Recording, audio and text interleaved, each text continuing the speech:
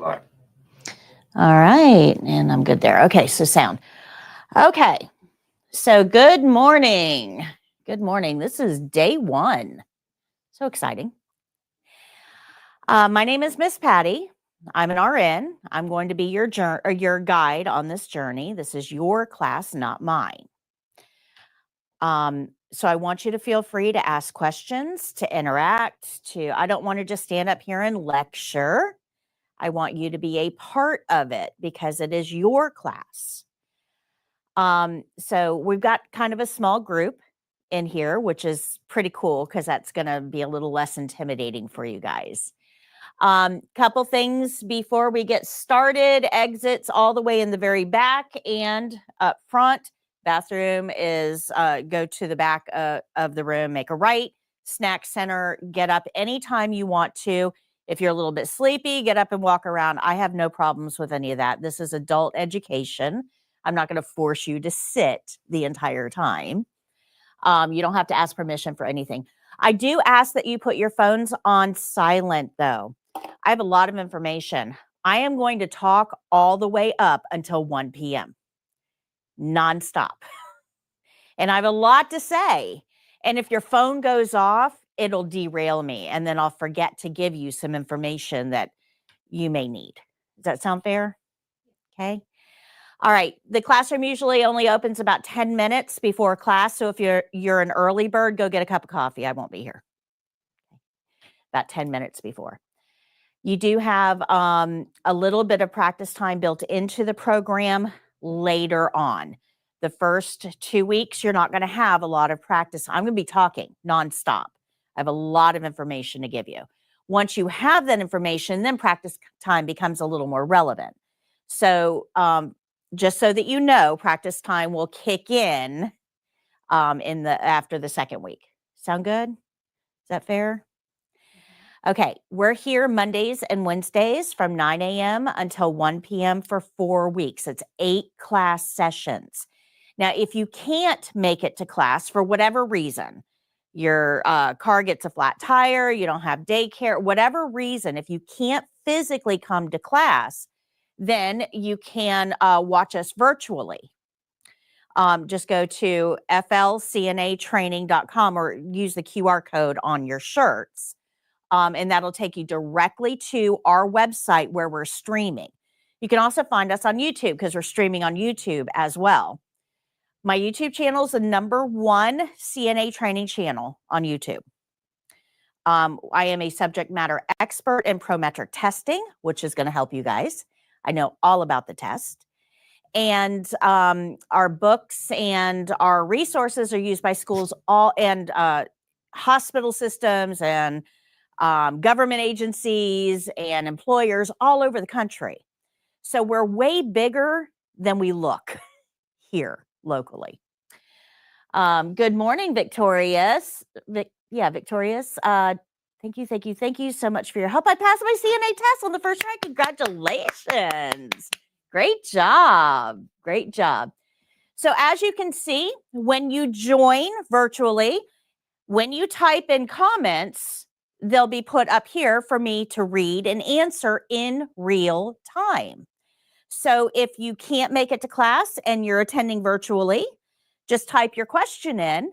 It'll show up and I'll actually answer it just like if you were sitting right here in front of me. Okay. Now, the other benefit to this is I've got a lot of stuff to tell you. I have got a tremendous amount of information to give you.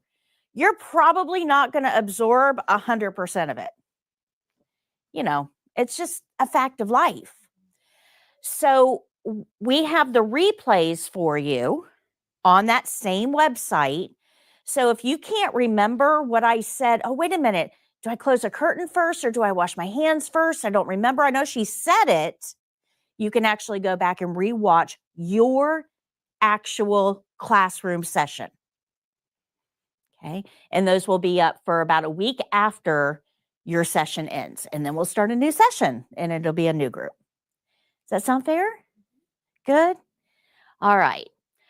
You will get wrap-up emails after class. How many of you got my email? Anybody get my email? Okay. If you did not get my email, you need to see me after class so I can make sure that we update your email, because those wrap-up emails are very important. They're going to give you your next steps. So you really want to make sure you open those. And you are going to get free access to the online course. We're going to talk about that a little bit more a little later in the class.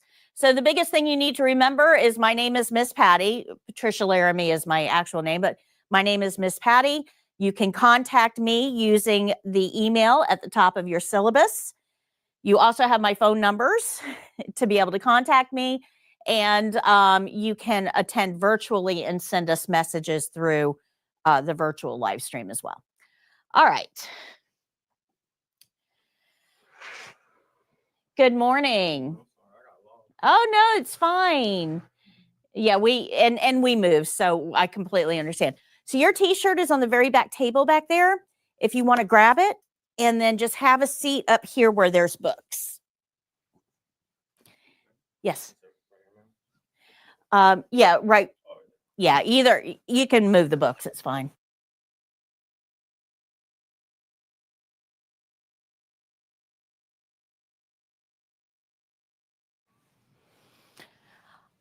All right, Mama Chi-Chi is asking, I'm in Texas, how do we renew the CNA once the employer signs a renewal application?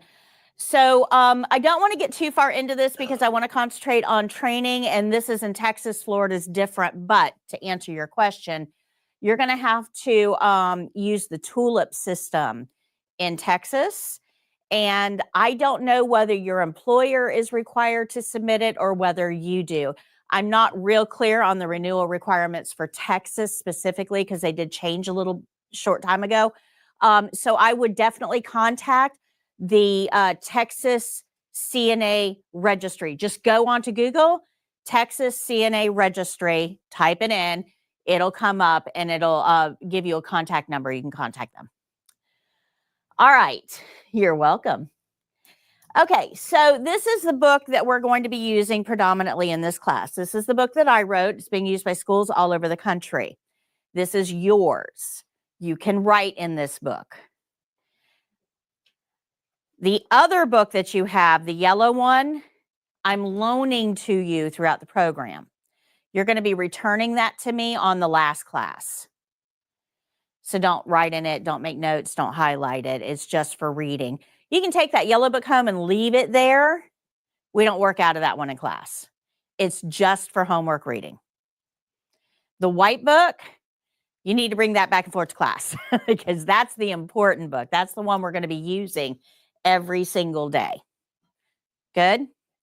So we're going to start off by watching a video that tells us what a CNA is, what a CNA does, how the CNA knows what to do with each patient, and some other things relevant to our what we call scope of practice. Okay, good. Good. This is my video. I made it. You'll hear my voice on it, but sometimes a picture really is worth 1,000 words. So that's why I show this video at the beginning. But you don't need to take notes. I've done all of that for you. So if you look in this book that you have in front of you, on page 17, you'll see a page that looks like this.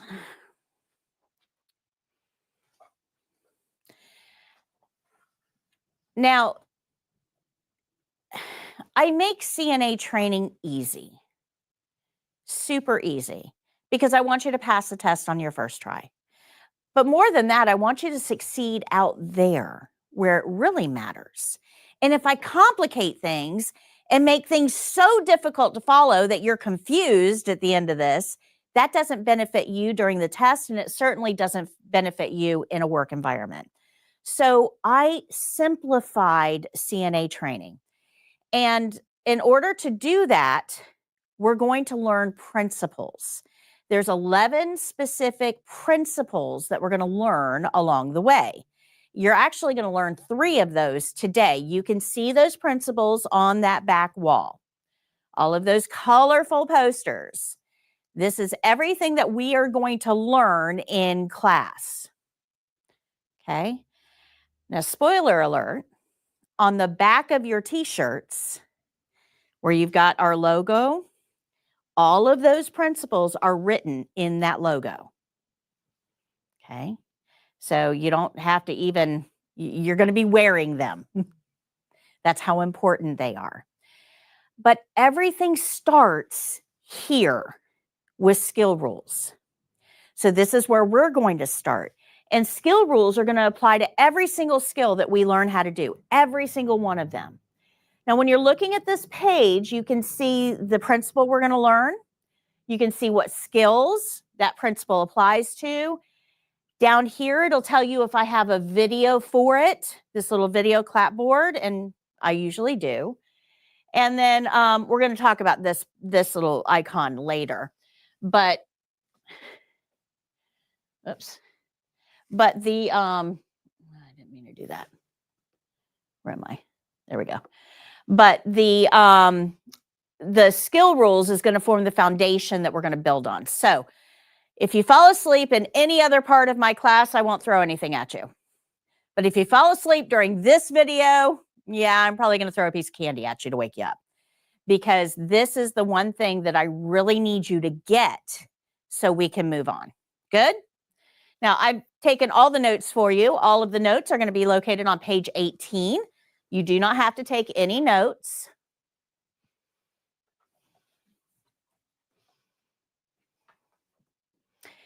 And you're going to hear in this video, we are going to talk about a concept called activities of daily living. So this is often shortened to ADLs. So in order to get here today, what are some actions you guys took? What did you do in order to get here today? Okay, so you set an alarm, right? Alarm goes off. What did you do? Okay, so woke up. Yeah, I did hit the snooze twice. Full disclosure. Okay, so we got out of bed, and out of bed takes like half of my energy every day. You know, it's hard to get out of bed. Now, once you get out of bed, what do you do? What do you do when you get out of bed? Brush your teeth. Okay. What else? Get dressed. Breakfast. Anybody shower in the morning? I shower in the morning. Okay. Anybody go to the bathroom anytime in there? Oh, yeah, we have to do that too. Right. And then you had to get yourself here. Right. All of those tasks are things you do every day. Every day. You get up out of bed, you go to the bathroom, you bathe, you dress, you groom, you dress, you eat, and you get yourself to wherever it is you need to go. That is an activity you do every day. Activity of daily living.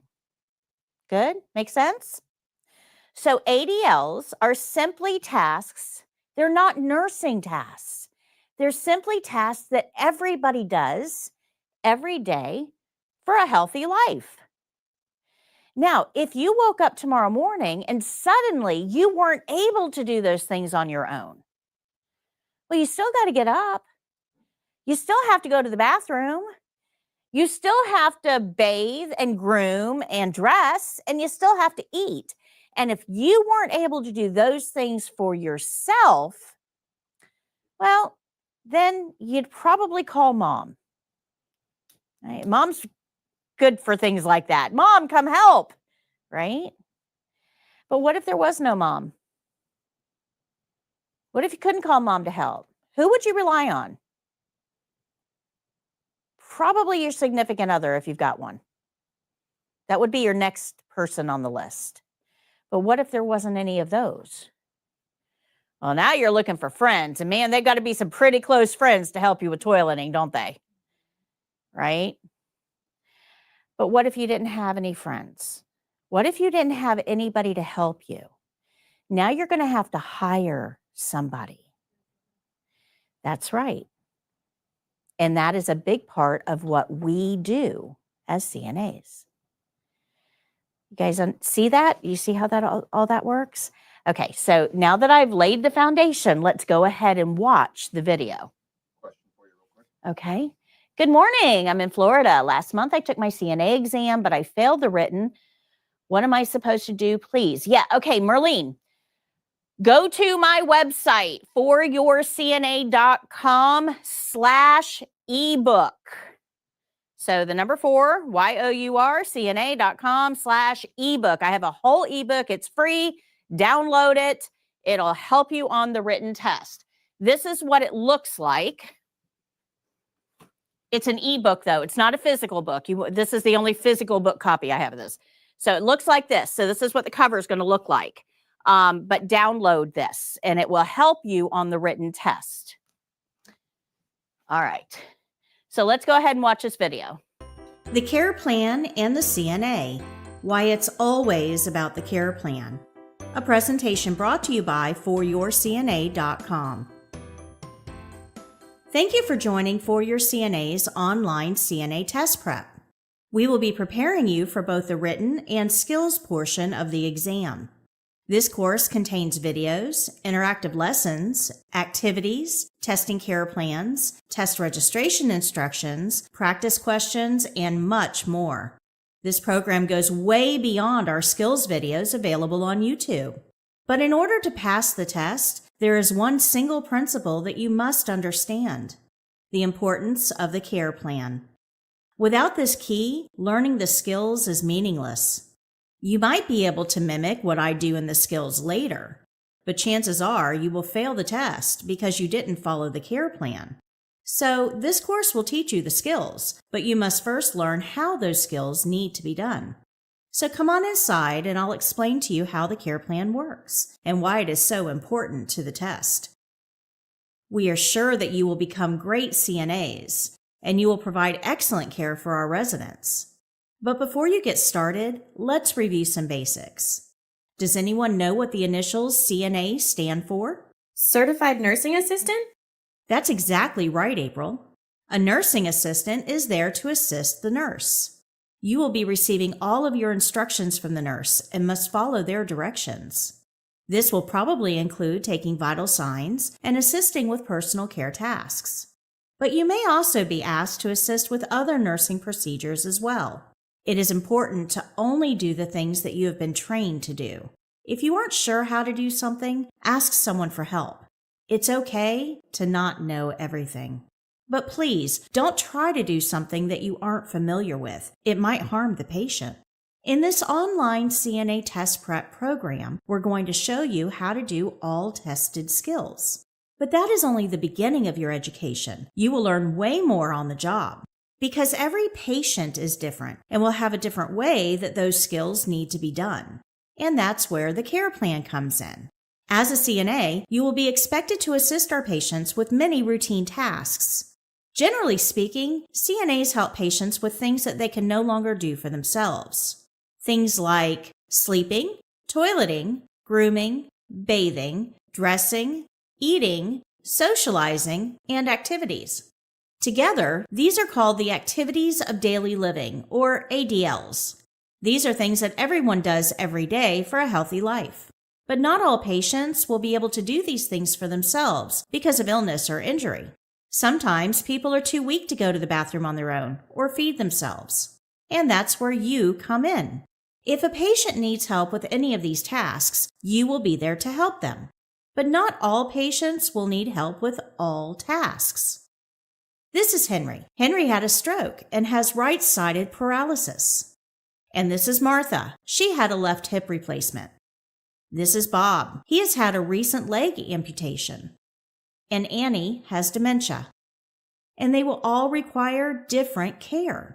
Some patients will need help brushing their teeth, but others will do that themselves. As a CNA, we will help the patients do the things that they cannot do alone, but we will let them continue to do the things for themselves that they can do. How will I know what I'm supposed to do with each patient? I'm so glad you asked, Cassie. As the registered nurse caring for these patients, that's my job. When a patient gets admitted to our facility, I will do a head-to-toe assessment. I will review all body systems to evaluate the patient for real problems and potential problems. This is a very long, complicated process, but here's a brief overview of a general assessment. I'm going to look at his neurological status. I'm going to look at his cardiac status and his respiratory system. I will also look at his integumentary system, which is hair, skin, and nails, and his gastrointestinal system. His urinary system is important, as is his musculoskeletal system. And then I will review his endocrine, lymphatic, and reproductive systems. And finally, I will review the doctor's orders for this patient. I will use all of this information to determine the patient's real and potential problems. Here's an example to put it into perspective. Let's say that this patient has just had a right hip replacement. Now we know that she will need to continue her activities of daily living. She still has to eat, drink, go to the bathroom, bathe, groom, and dress. And after my assessment, I know that she did all of those things herself until today. However, she cannot get out of bed for any reason for the next 3 days. So, since we know that she must stay in bed, I have to figure out how to meet all of her ADL needs. The easiest way to evaluate basic needs is using the TEAMS method: toileting, eating, ADLs, mobility, and special. As the RN, I'll take all the information I gathered during the assessment to figure out the best way to help her. She can't get out of bed, so I have to figure out the best way to meet her elimination needs: bedpan or catheter. I also know she is at risk for constipation. Since she's not moving much and she's on pain medication, this is a potential problem. She can feed herself, but the trays must be brought to her in bed. She can't sit all the way up because of surgery, but she can't eat lying flat either. She has dentures, so they must be within reach at mealtimes, and they must be cleaned daily. She's able to clean herself as long as the supplies are brought to her, but she can't reach her legs or feet, so she'll need help. She is on total bed rest for 3 days, and she also needs her dressing changed every day. You can see how the RN uses all the information available to create a plan of care specifically for this patient. This is called a care plan, and it's something that only an RN can do. Of course, this was a simplified version of the care planning process. A real patient's care plan is much more extensive. Every single aspect of her health, condition, and ability level will be evaluated in order to help her. Even the smallest decision can have long-term consequences. The RN will write a detailed care plan for the entire healthcare team to follow, and the care plan must be followed exactly. So every patient will have a different care plan? That's correct, Ben. Every care plan will be different because every patient will be different. Even patients that seem alike because they have a similar diagnosis or have had the same surgery may have differences in care. CNAs don't have enough education or experience to know all the differences. So as a CNA, your job is to read and follow the care plan for every individual patient. In fact, you could say that your job is to follow the care plan, the whole care plan, and nothing but the care plan. Do you think you can do that? Can you follow directions exactly? I can. Absolutely. Sure. Yes. Awesome. Then you're well on your way to being a great CNA. But helping patients with ADLs isn't all that you will do. You are also there to help the nurses by making observations. The CNAs are the hands and the feet of the patient. If the patient is cold and cannot reach their sweater, you will get it for them.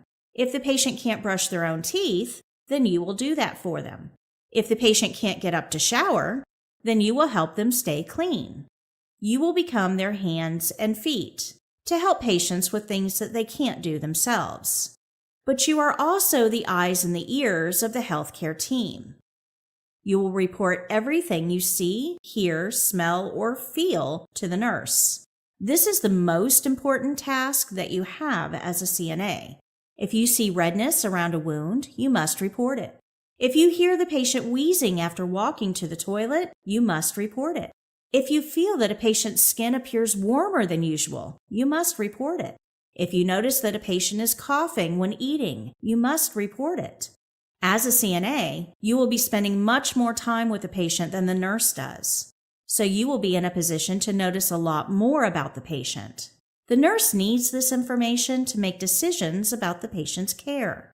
Reporting these observations gives the nurse another assessment opportunity. That new assessment may even change the tasks you are assigned to perform. This is called the nursing process, and here's how it works. The RN assesses the patient and develops the care plan. This gives you specific tasks to do. While doing those tasks, you notice things. You report those observations to the RN, and the RN performs another assessment to review the changes in the patient. That new assessment prompts changes in the care plan, and this gives the CNA new tasks to do. And the cycle continues around and around as the patient gets better or worse. This is a continuous process until the patient is discharged. I'm not sure I understand. Are you saying the care plan is going to change all the time? Yes, it could, depending on the needs of the patient. Let me give you an example. The care plan told you to make an occupied bed in room 201. As you changed the sheets, you noticed that the skin on the patient's backside was red and irritated. You notified the nurse, who then reassessed the patient.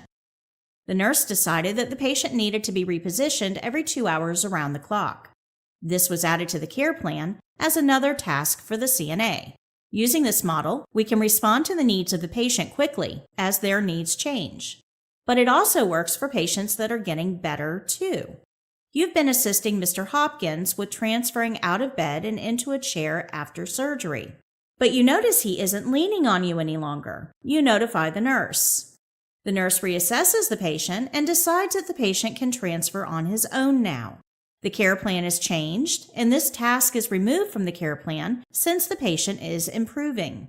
Doesn't this mean that I'm going to be bothering the nurse all the time? Won't they be annoyed? The nurse should never be annoyed with you for reporting changes in the patient. They are legally liable for every aspect of that patient's care. Since the nurse requires that information to plan the patient's care, they expect to receive updates from you on the changes that you see. But how often you will have to report changes to the nurse will depend on the setting you are working in. Nursing home patients are pretty stable and don't really change all that often. That's pretty common for long-term care facilities, like nursing homes and ALFs and even home care.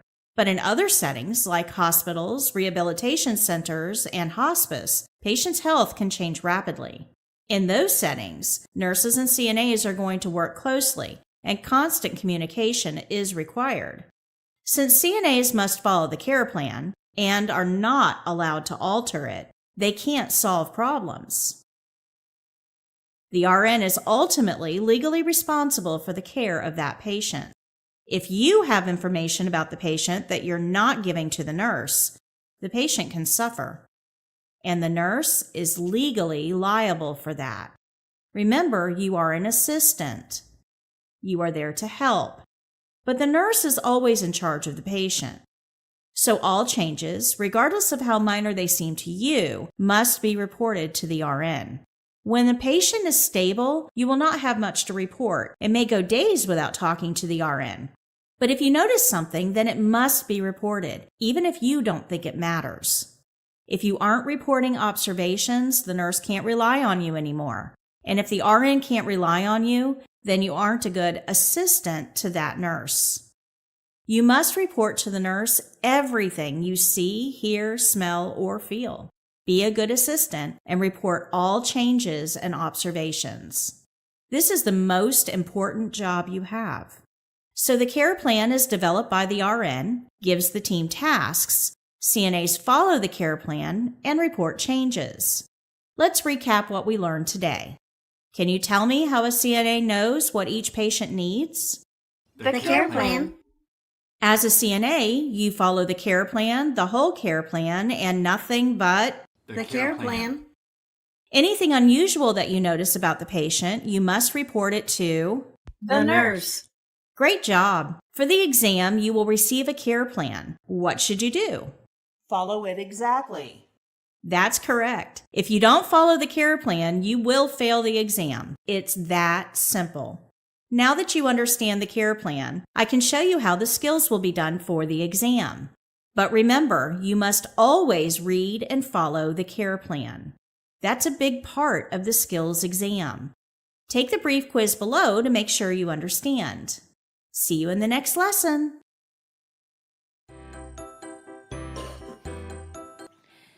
All right. You guys understand your role, your scope of practice? Okay. So this is the care plan process. This is what you saw in the video. And it all starts with the RN. Now, the thing that you need to understand about the RN is that they are legally the ones that are going to be liable for everything that's happening to that patient. So let's say that you're a CNA and you do something wrong. That nurse is the one that's legally liable for that. Now, this is a bit of a problem out there because as a nurse, I don't know any of you guys. I didn't hire you. Human Resources hired you. The facility hired you. I don't get to pick who I'm working with.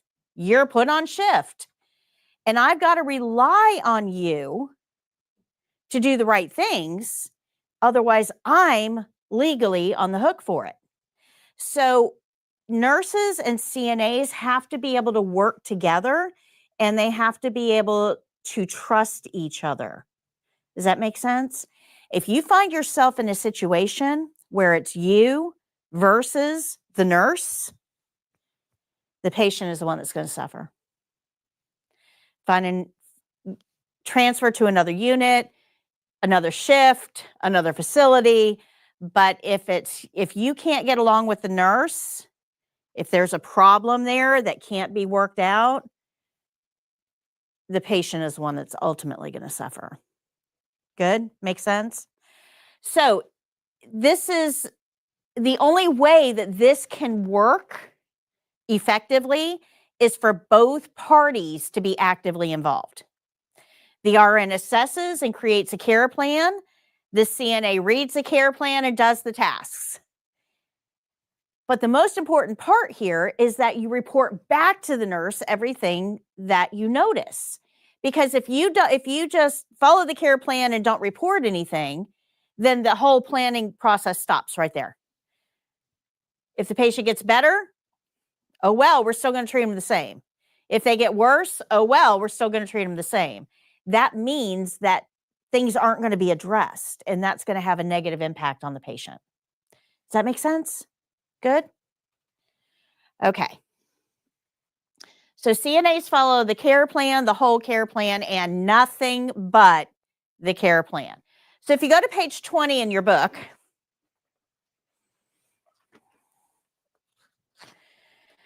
there's an activity. I'm going to give you about 10 minutes here. 10 minutes on the clock. You've got pens in the cups in front of you or pencils. I want you to answer these 8 questions.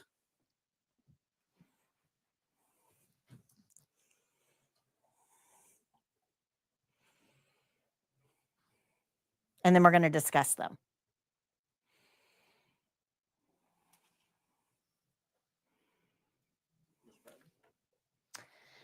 Oh, hey, Helen. Let's see. Good morning, Miss Patty. I wish you a blessed Monday, especially to the little puppy. I wanted to ask, where can I find the review sheet questions? I mean, the questions after each lessons. Thank you, Helen, for that question. If you go to flcnatraining.com, you can download the review sheets. You'll see them for each class session there. And the puppy is adorable.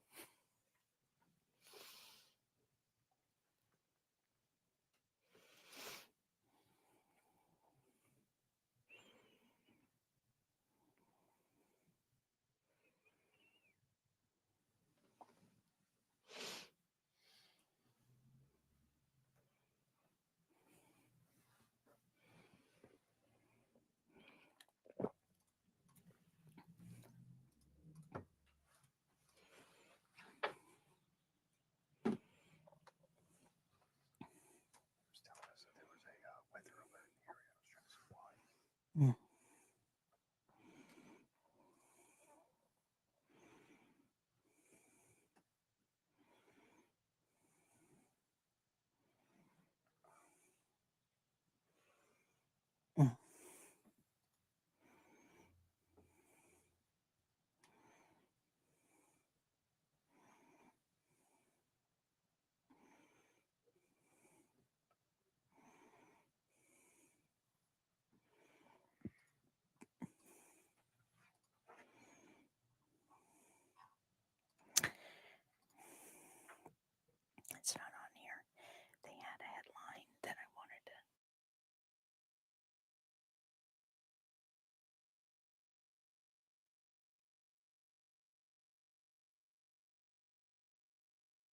And just put your pens or pencils down so I know who's still working.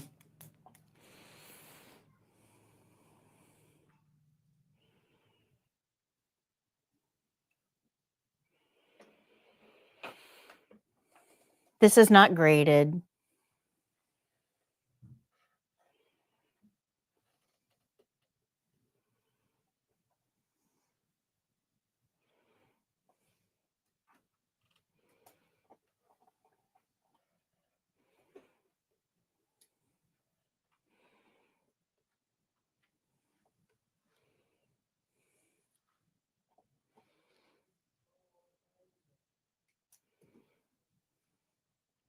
Can everybody see the TV from where you're at?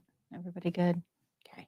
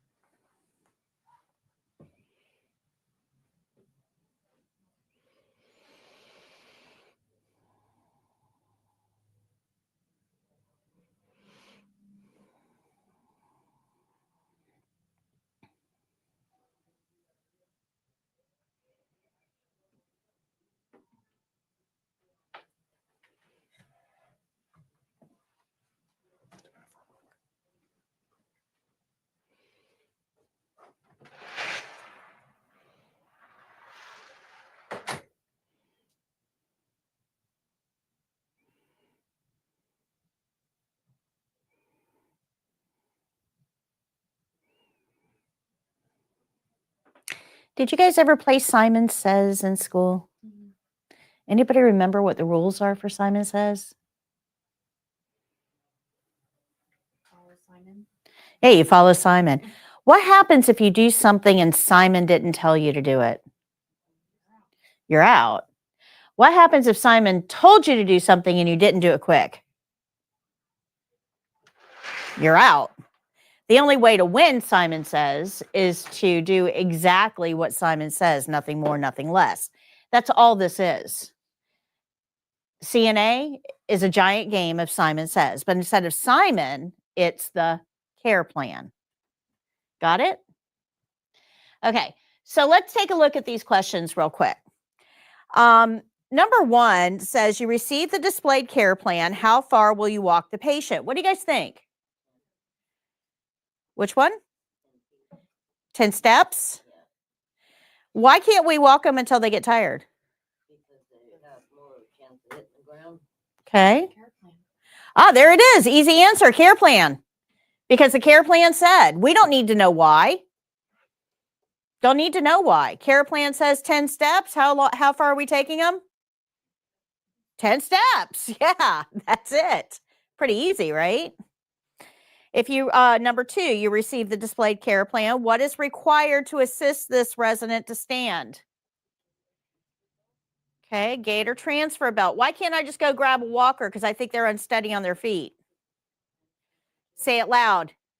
Because the care plan says the gait or transfer belt. Because the care plan, that's right. Easy answer is the care plan.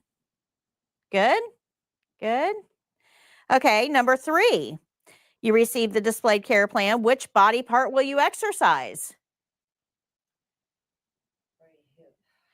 Right hip, knee, and ankle. Okay.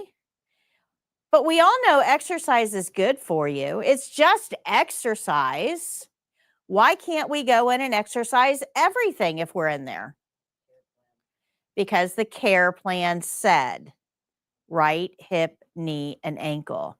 Are you starting to see how your brain can throw you off track pretty quick? You start thinking about, well, if or maybe. We can't go by ifs and maybes. We can only follow the care plan. But if you're walking somebody and they're a little unsteady and you think a walker would be better, who should we tell? The nurse, absolutely. If we're doing exercise on the patient's right hip, knee, and ankle, and we think they would benefit from exercise on other body parts, who should we tell? The nurse. So you start to put those pieces together. Let's go down real quick to number 8. Let's do number 8. So you receive the displayed care plan. How long do you need to count for? 1 full minute. Why? Because the care plan says this skill, pulse, measure and record pulse. One of the easiest skills there is. One of the shortest skills there is the number 1 failed skill on the exam. The number 1 failed skill on the exam. And the reason it's the number 1 failed skill is because people don't know that they have to follow the care plan. So that's why we have to start our instruction with the care plan. I can show you how to do these skills pretty quickly, actually. But if you don't understand what accommodations need to be made for each patient and where to find those accommodations, showing you how is not going to make any difference at all. Does that make sense? Good. Okay, so part of this, though, is also making observations and reporting them. So if we're looking at these care plans and we go, but what if, or but why, who should we take that information to? The nurse. Now, sometimes they'll answer you. Other times they're just going to say, because it's in the care plan. Because if they have to justify all of their all of their decisions to you, they're not going to get anything done. Does that make sense? Okay. So sometimes they will answer you, though, if it's particularly important to that patient. Have you guys ever heard of other terms that we call caregivers, like home health aides or PCTs or PCAs or nurse techs or resident aides? I mean, there's a million names out there. What's the difference between all of those titles? Well, the difference between a CNA and the rest of the sea of letters is that observation and reporting aspect. We are trained to know what's normal so that we can identify abnormal and report it to the nurse. Does that make sense? That's what sets a CNA apart from everybody else. So the test is going to grade us pretty heavily on observation and reporting, since that's what's going to set us apart from everybody else. That's what makes us a CNA. But remember that CNAs don't think. We don't think. So how hard can this test really be? If you understand your role and you understand that we don't make decisions, that written test becomes super easy. Where people tend to go off track is they make decisions without even thinking about it. They just make decisions and they don't follow the care plan. And the questions on the written test are written in such a way as to find people that don't understand what the care plan is. They're looking for that. Good? Does that make sense? Okay. So the written test is not a hard test if you understand your role. We're going to get into that a little bit more as we go. So we perform the skill as directed on the care plan. We follow the care plan, the whole care plan, and nothing but the care plan. Along the way, we're going to observe or look for abnormalities. And then who do we report those abnormalities to? The nurse. Absolutely. Good. You just learned your first principle. Easy. Easy. The rest of them are going to go just that easy. The way that I teach is going to seem very simple to you. And at the end, you're going to be like, but did I really learn anything? I used to give this care plan activity to students when they first walked in, before we ever started class, and have them do this. And every time they would fail it because they were making decisions. And it wasn't until we learned that we don't make decisions. So it was a good way for CNAs to see how far they had come in like 15 minutes. But the problem is that if we start you off by failing a quiz, it tends to affect, your self-image. So I quit doing that. I think it was a useful tool, though, because the way that I teach is going to seem very simple, and you're going to be like, did I really learn what I needed to learn? The answer is yes, you did. But I did it in such a way that you didn't even realize you were learning. Okay, good. All right, so do you think it would be helpful? Let me go back here. Do you think it would be helpful to have the care plans that the test is going to use? If I could give you the care plans that the test is going to use now, would that be helpful? Would you guys like that? Okay, do you see these care plans that you just read on page 20? Those are 4 of the testing care plans. When you go to the test and you have to take a pulse, this is exactly what that care plan is going to say, word for word. When you go to the test and you're asked to ambulate a patient, that is exactly what the care plan is going to tell you, word for word. These are the testing care plans. But this is only 4. You have to learn 21 skills. You want the rest of them? In your book on page 25, you have all of the testing care plan sets. These are the actual care plans used during testing. And they're bundled the exact same way that you're going to see them on the test, because the test is going to give you 3 skills to perform. And they separate them into skill groups, or what we call sets, testing care plan sets.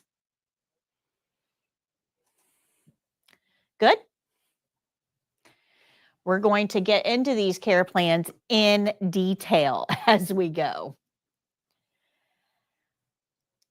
So we now know that CNAs work with nurses. We read the care plans that the nurses develop. We perform the tasks on the care plans, and then we report back to the nurse anything that we see or hear or smell or feel that's off, that is different. Any observations. And it doesn't matter how small those observations are. For instance, if you walk into a room and you smell grape Kool-Aid, and there is no grape Kool-Aid sitting around, you need to report that, because that is actually the hallmark sign of a very specific type of bacteria. It gives off a grape Kool-Aid smell. So if you go to the nurse and say, hey, that room smells like grape Kool-Aid, they're going to act on it. Everything that you notice, everything. Mr. Jones is asking for another blanket. I've already taken 2 into him. How cold is this guy? That needs to be reported to the nurse, because that could mean a temperature variation, that person may be running a fever and having chills. Everything that you notice has to be reported. You don't get to filter it and think, yeah, this is important, or no, it's not. Everything needs to be reported. Good? Good. So that's part of our scope of practice. Scope of practice is a legal term that just tells us what we are allowed to do, what we aren't allowed to do, and how we get the authority to do those things. That's your scope of practice. And you always have to operate inside your scope of practice. Now, this is a legal term. There's a whole legal paragraph that you can go to find this, but I'm going to simplify it for you because I'm all about simple. A CNA's scope of practice is this. CNAs perform routine tasks on stable patients that they have been trained to do according to the care plan. That's it. Those are your 4 criteria for your scope of practice. Routine task. Brushing teeth, very routine. Taking vital signs, very routine. Walking a patient, very routine. Feeding somebody, very routine. Routine tasks. On stable patients, that's a part of your scope of practice. You are not allowed to make decisions. So if you are working with patients that are changing rapidly, that are in the middle of a crisis, that's going to need decisions made. That's not your patient. So routine tasks on stable patients that we have been trained to do. So if I ask you to do something and you've never been trained to do it, your answer is no, it's not in my scope of practice. I haven't been trained. According to the care plan. Now, that part's important because you may look at somebody and go, oh my gosh, your teeth need to be brushed. But if there's nothing on the care plan about it, are we allowed to do it? No. Who would we tell? Hey, there's no mouth care on the care plan. This guy's got dragon breath. Need to do something here. Right? Good? Make sense? All right, so that is your scope of practice. And it's important that you know this because remember I said that the nurses have liability, right? 100% liability. Well, they only have 100% liability on the things that they tell you to do in the care plan. So let me give you an example. Let's pick on this lady here. Let's say that you guys are all working with me. I'm the RN, you're the CNAs, and I ask you, I'll pick on you over there. What's your name? Candy. So I'm going to say, Candy, I'd like you to go in and help Mrs. Jones with her morning routine, her morning ADLs. And you get in there and that wasn't very specific, was it? You don't know what kind of ADLs, you need. So what would you ask me? Okay, so what is care? Yeah. What kind of ADLs? What am I supposed, is it mouth care, denture care? What do you want me to do here? So you need specific information. So I said, okay, I'm sorry, my bad. What I want you to do is go in and do mouth care on her and help her change her gown. That's what you're going to do. So I've given you very specific information to do those tasks. You go in and you go, well, let's go ahead and bathe her while I'm here.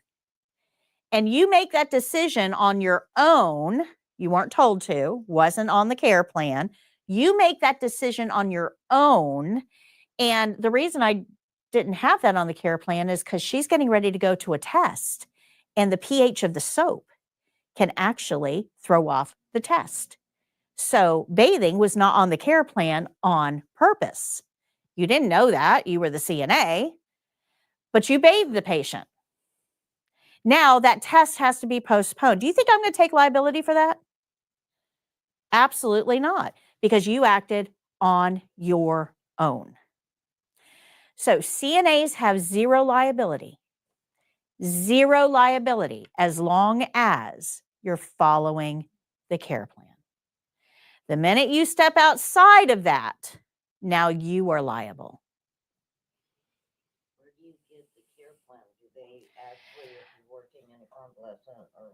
So care plans are going to be different in every setting, okay?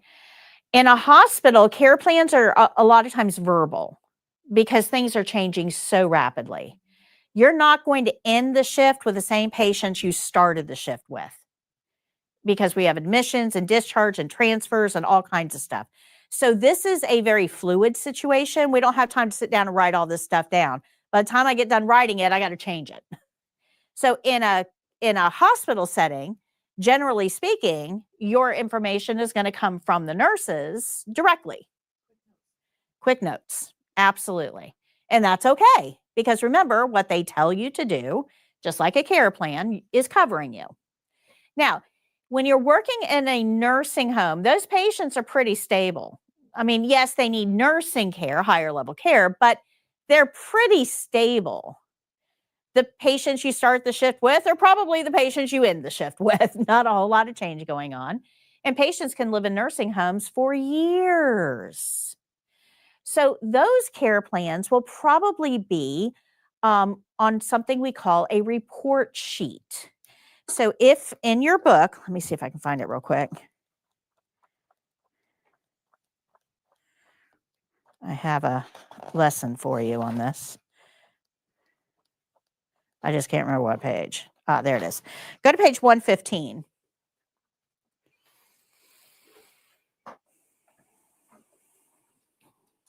So at the bottom of page 115 is called a report sheet. This is very similar to what you would see in a long-term care setting, like a nursing home or an assisted living facility. You've got the room number, you've got information about the patient, you have how they toilet, how they eat, what kind of help they need with ADLs, what kind of mobility restrictions they have, and then whatever special information you need, vital signs every 4 hours, blood sugar checks, that type of thing. So you would probably get a report sheet because the patients are stable. We can write this stuff down and hand it out person to person. Make sense? In a home care setting, one-on-one, the supervisor that admits the patient into home care will develop a task sheet. And a lot of times they call it a care plan. And that will be posted in the house to tell all caregivers what needs to be done with that patient and how it needs to be done. So the answer to your question is it really depends on what setting you're in as to how you're going to get that information. Does that make sense? Good. All right, so let's go back to page 22.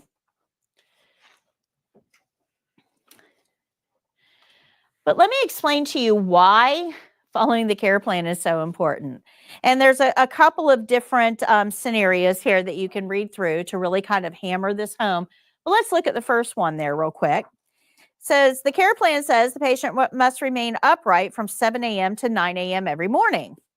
Patient sitting in a chair at the bedside and asks the CNA to assist her back to bed at 8:15 because she has back pain. Should we help her back to bed? What do you think?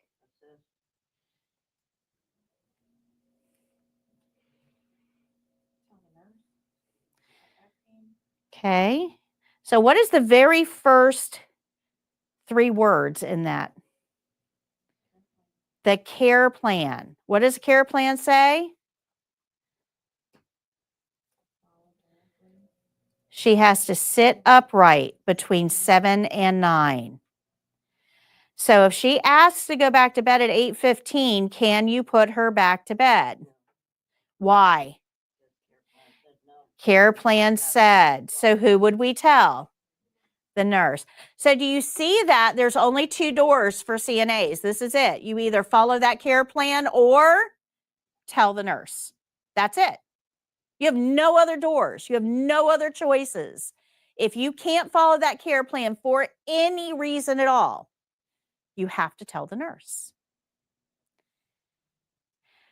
That question was a little tricky, wasn't it? Because back pain, you want to put the patient back to bed. You want to help. That would be a written test question. The care plan says this. The patient says this. What do you do? If you aren't following the care plan, you will get that question wrong. Make sense? Good. Now, I have a tool to help you with the written test questions. We have the ebook we talked about just a few minutes ago. But I also do a live game show twice a month. Next Tuesday will be my next one. I do 15 test questions, and people that participate through YouTube answer the questions, and my program awards points, puts them on a leaderboard, and we give prizes out. But those 15 questions are very much like the state exam questions. And I give you the right answer and tell you why it's the right answer for each one. Now, I've been doing this for almost 2 years now. So if you go onto my YouTube channel, you can see I've got like, I don't know, 35 or 36 of them up there that on a playlist that you can go through. And guys, that's 500 test questions that you can access for free. Okay, good. To help you. All right, so you starting to see that we have to follow the care plan no matter what our brain tells us? Okay. So page 13, this goes along with our scope of practice thing, but you see this little poster guy right here, this, you can see it on the bottom of each one of the posters on the back wall. And I actually have it right up here as well. You guys probably can't see it, but it's right back here. This is the written test. It is also your scope of practice in a very easy to understand way. We follow the care plan, the whole care plan, and nothing but the care plan. That forms the foundation of everything we do. CNAs do normal. Remember, normal is a routine task that you've been trained to do on a stable patient according to the care plan. That's normal. Principles guide performance. Now, principles we're going to have to learn. That's all the stuff on the back wall. We have to learn how to do the skills. What are the rules for each skill? And above everything, we have to remember that it's always about the patient. It's never about us. CNA work is not about you. It's about the patient. Now, this, let me stop here real quick. Time out. You guys are here because you know you have a test. You have to take the state exam. And you want to pass the state exam, which is what brought you to this classroom, right? So your focus is on the test. My focus is not on the test. My focus is on the day after the test when you have to go apply this knowledge on real life living humans. That's my focus. So I've got 4 weeks to get you away from focusing on the test and focusing where it needs to be on that patient. Because during the test, the evaluators are focused on the patient. That's where their focus is. And if your focus is anywhere else, you're not going to be successful. Your focus also needs to be on the patient. And if you can remember that as we go through the program, and you're going to hear me say that again, we've got to focus on the patient, not the steps, the patient.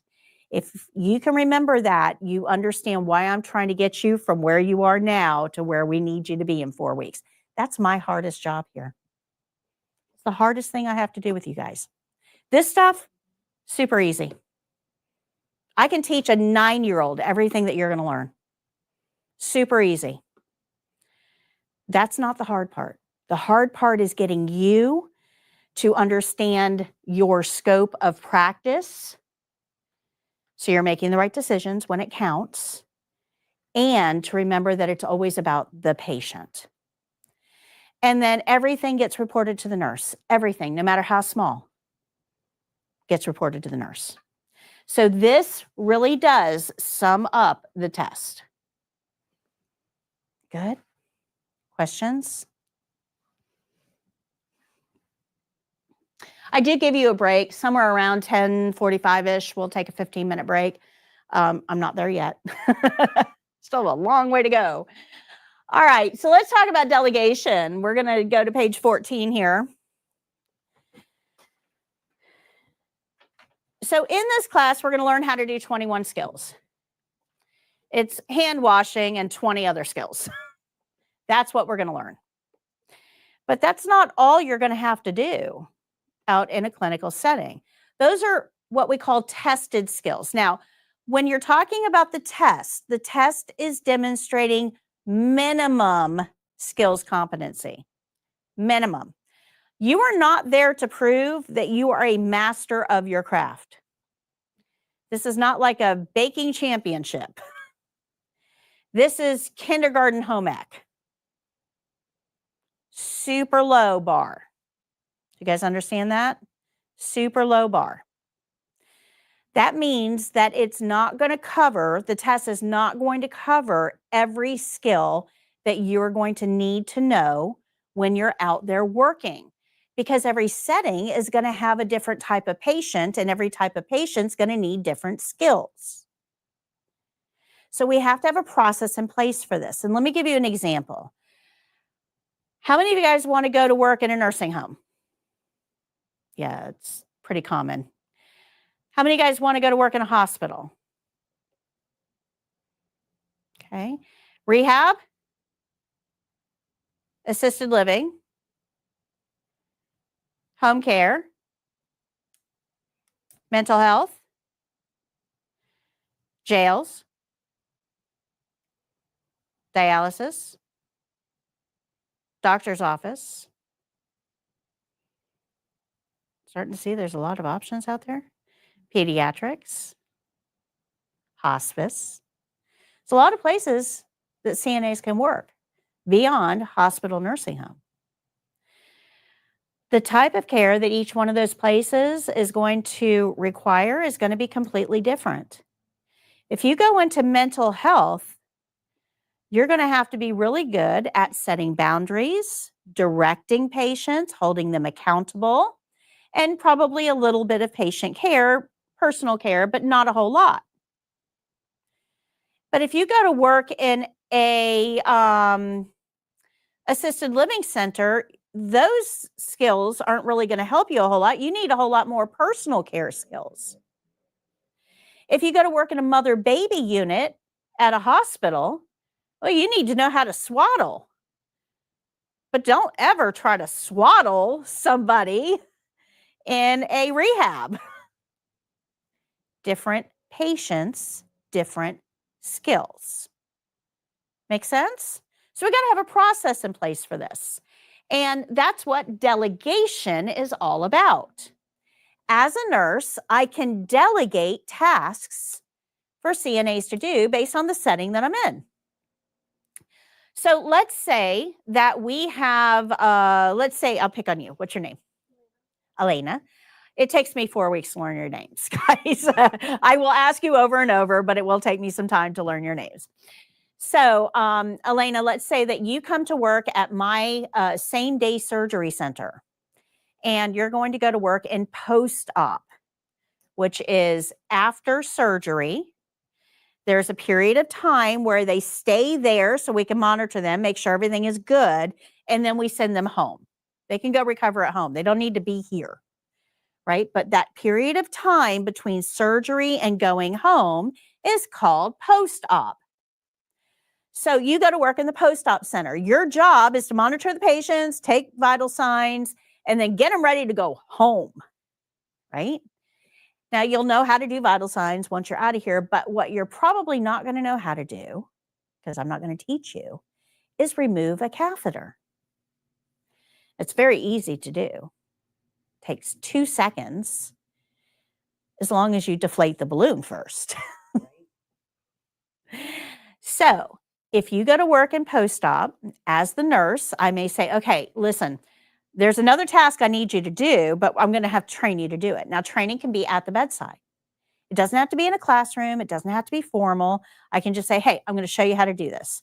So I show you how to do it, and then I show you again how to do it, and then you do it with me watching you, And then, you comfortable? You good with it? If you have any questions, come get me. Okay, that's training. Now, if she goes to work at a hospital and says, hey, I know how to take out catheters, the hospital is going to be, well, good for you, but you're not going to do that here. Our policies and procedures don't let CNAs take out catheters here. So that skill means nothing to me. Make sense? Good?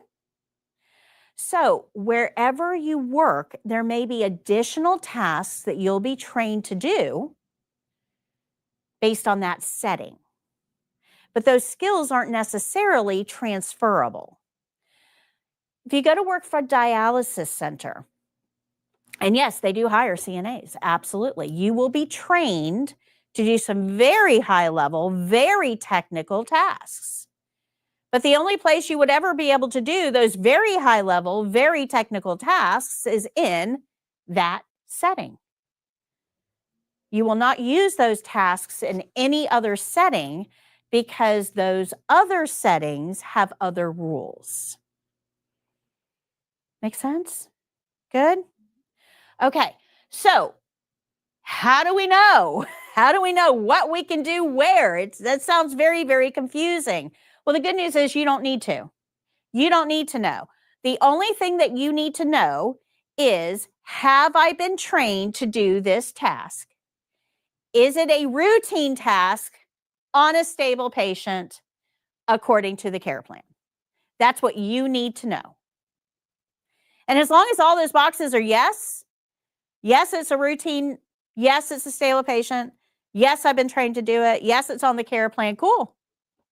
You can go to town because the nurse has to figure out all the rest of it. This process is called delegation.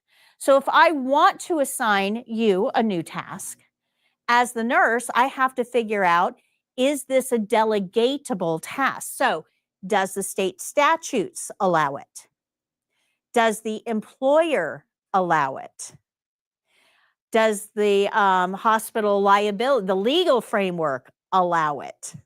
So there's a lot of things that I have to know as a nurse before I can assign you a task. Because remember, if I'm assigning you the task, who has liability? Right? So the nurse has to make sure all of those boxes are met because it's their butt on the line. Good? Make sense? Okay. So I've got a whole lesson on liability on delegation for you. So this is a question I get asked a lot. I told you we're the #1 channel on YouTube. I get comments, tons of comments every single day. I do not respond to all of them because I simply don't have time. But one of the biggest questions I get is, am I allowed to do that? Whatever that is, insert skill. Am I allowed to blank? And the answer is, well, I don't know. Is it a routine task on a stable patient? Were you trained to do it? Is it on the care plan?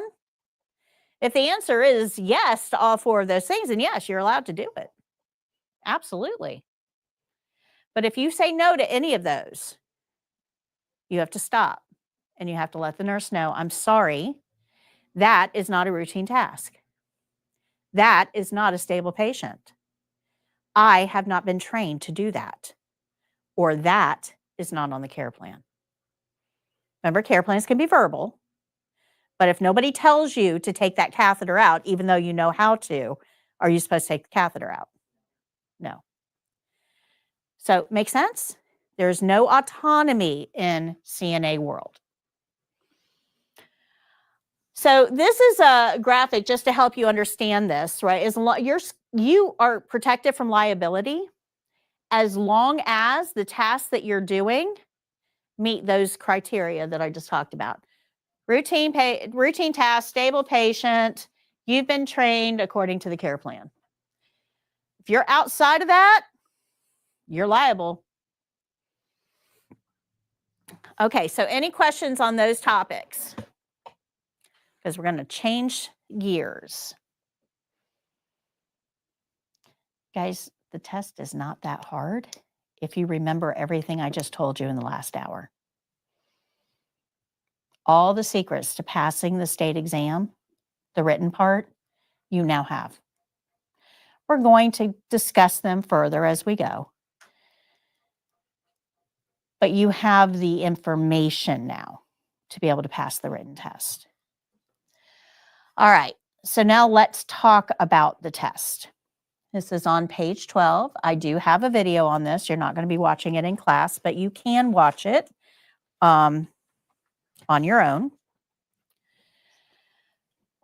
But when you go take the test, now in Florida, we have designated testing centers. And these are all the testing centers in Florida. Those are our testing centers. Now, Prometric has these on their website. They display them a little bit differently. I actually broke them up into regions because it's a little bit easier to find the one that works for you if, you know, they're done by regions. So here in our location, our closest testing center is in Tampa by the airport. It's on Waters Avenue, I think. It's by the airport. So that's our closest testing center. If you're in Citrus County, there's a testing center up in Ocala that might be closer to you. Depends on where you are. But the closest testing center is in Tampa. We don't have testing centers in rural locations. So when you go to the test on testing day, there's a couple of things you need to know. First of all, there's two parts to the test. There's a clinical skills part where you have to demonstrate 3 skills in front of 2 RN evaluators. And then there's a written test where you get 60 multiple choice questions and you have to achieve a passing score. If you pass both of those, you are a CNA. If you fail one but pass the other, let's say you fail the skills and pass the written, well, that means that you're going to have to go back and retake the skills part, the part that you failed. But that written test is good for 2 years. You passed it, good. You don't have to retake it. Now you've got 2 years to go past that skills test. You will take both sections on the same day. If you fail a section, then you would have to wait 30 days to retest. You don't have to wait 30 days to apply for the test. You have to wait 30 days to retest. So let's say that you fail the skills, go ahead and go online, fill out the registration forms, and that way you're testing right at that 30-day mark. You're not waiting too long. Good? Makes sense? Okay. We're going to talk about test registration on next Wednesday. Next Wednesday, we go through test registration. I actually give you the forms, and we fill them out in class together. So, Carol, good morning, Miss Patty. I passed my CNA class yesterday. Good job. Good job. Okay, so on testing day, when you show up, you are not testing with the people in this room. Everybody registers as an independent, so that means that you're testing with 7 strangers. There's 8 people at the testing center each day. So you are there with 7 strangers. You don't know them, they don't know you. So it's a little awkward. When you go in, though, there's certain things that you can take in with you, and then there's a lot of things you can't take in with you. So when you go into the testing center, you can take your test admission letter, and it looks like this. Oh, there it is. This is what it looks like. This is your test admission letter. You can take your 2 forms of ID. You need to have 1 government-issued, non-expired photo ID. So driver's license, state ID card, passport, or I believe they'll even accept a military ID, as long as it's not non-expired. The second form of ID has to have a signature. So like your Social Security card or a debit credit card, something like that, as long as it has a signature. The names on both have to match. Very important. The names on both have to match. So, and you can take your keys. But what you don't see up there is a cell phone, study material, flashcards, anything else. This is what you're allowed to take in with you. Everything else needs to stay in your car, or if you take it into the testing center, they're going to put it in a locked locker and you won't get it back until the end of the test. My suggestion, as long as you're driving yourself, leave everything in your car. And I'll tell you why in just a minute. If it's locked in a locker, you can't get to it until the end of the testing day. So you go in, and they're going to put you in a waiting room. Now, off the waiting room, there's going to be 2 other rooms. There's a clinical skills room where you're going to go do clinical skills, and then there's a written test room, which has a lot of computers, and you'll go do the written test. But when you get into this waiting room, remember you're there with 7 strangers. Now, this is not the day to make friends. Not the day to make friends. And you're going to want to because you're nervous. But here's what happens when you're sitting in that waiting room, and it happens all the time. Oh, I'm so nervous about the test. Do you think you're going to pass? Oh, man, there's so many little details. What if I forget one? I'm just so nervous. You know, my teacher said something about the paper towels that you dry your hands with, and I can't, was it 5 paper towels or 4 paper towels? And somebody else is going to go, 5? We were taught 10. And somebody else is going to go, you count paper towels? Now, what happened to the stress level in that room? It went up because now you're like, yeah. Oh my gosh. You know, do paper towels really count? I don't know. And you start to freak out. What do you think that's going to do to your test score? It's going to impact it. It's going to make you test poorly. Now, here's the real problem. Okay, so try to tune that out if you can. Talk about, I don't know, sports. Talk about, I don't care what you talk about. Just don't talk about the test. But here's the real problem.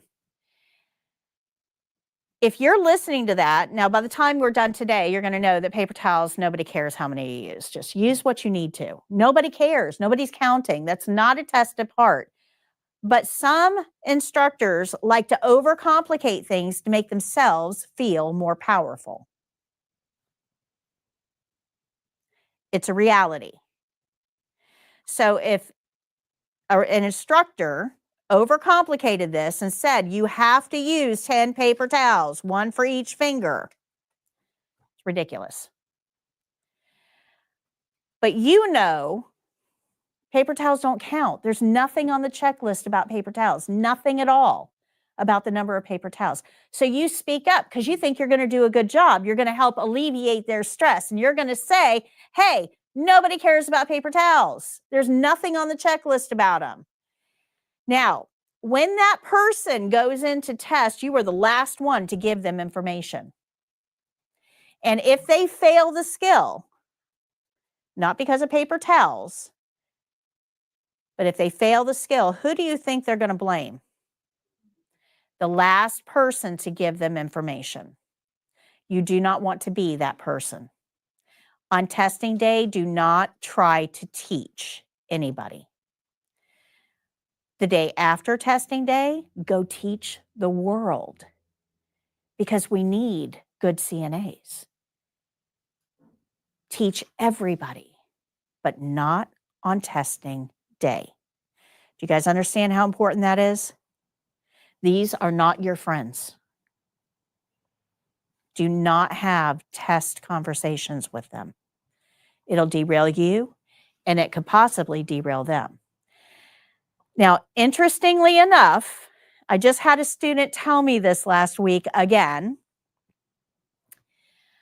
When you go test, people generally talk about, oh, I just watch videos, I'm challenging, I went to this school, I went to this training center, whatever. right? You talk about that. When those people in that room, these guys, find out that you came here and studied with Miss Patty, the actual Miss Patty, that everybody's watching our videos. We are #1 on YouTube for a reason. Everybody in that room has seen me do these skills. Everybody. So when they find out that you actually sat in my classroom and you met me, you're going to get celebrity status. Really? You actually met her? Oh my gosh. Because they're out in their car watching these videos right before they walked in. So be careful with that, guys. And it's funny because I just had a student that tested in January that came back to me and said, oh my gosh, like they all freaked out that I actually came to your class. Nobody knew you were right here. So be careful. Now, everything you say is going to seem like it came directly from me. Okay. Be careful. That's a lot of power. Good? Make sense? These are not your friends. Not until after testing.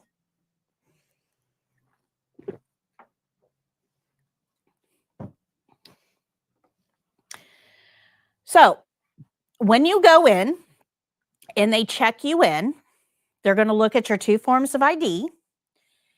And they're also going to look at you. Remember, these are RNs. RNs assess. I assess as easy as I breathe. They're going to take a look at you. They're going to notice all kinds of things about you that you don't even know they're noticing about you. So once they get everybody checked in, you're going to be in that waiting room and you're just going to be sitting there for like 20 minutes waiting for the test to start. And oh my gosh, what are they doing? Let's go already. Well, what they're doing is pairing you up into groups of 2. And this is not random. So we have 8 people that we're starting with, and we're going to pair them up in groups of 2. Not random. If you have, I'm going to pick on you. What's your name? Alyssa. One of Alyssa's tasks, now the tasks that you are assigned to do are assigned to you by the computer, not the evaluator. They have no control over this. The computer assigns your tasks.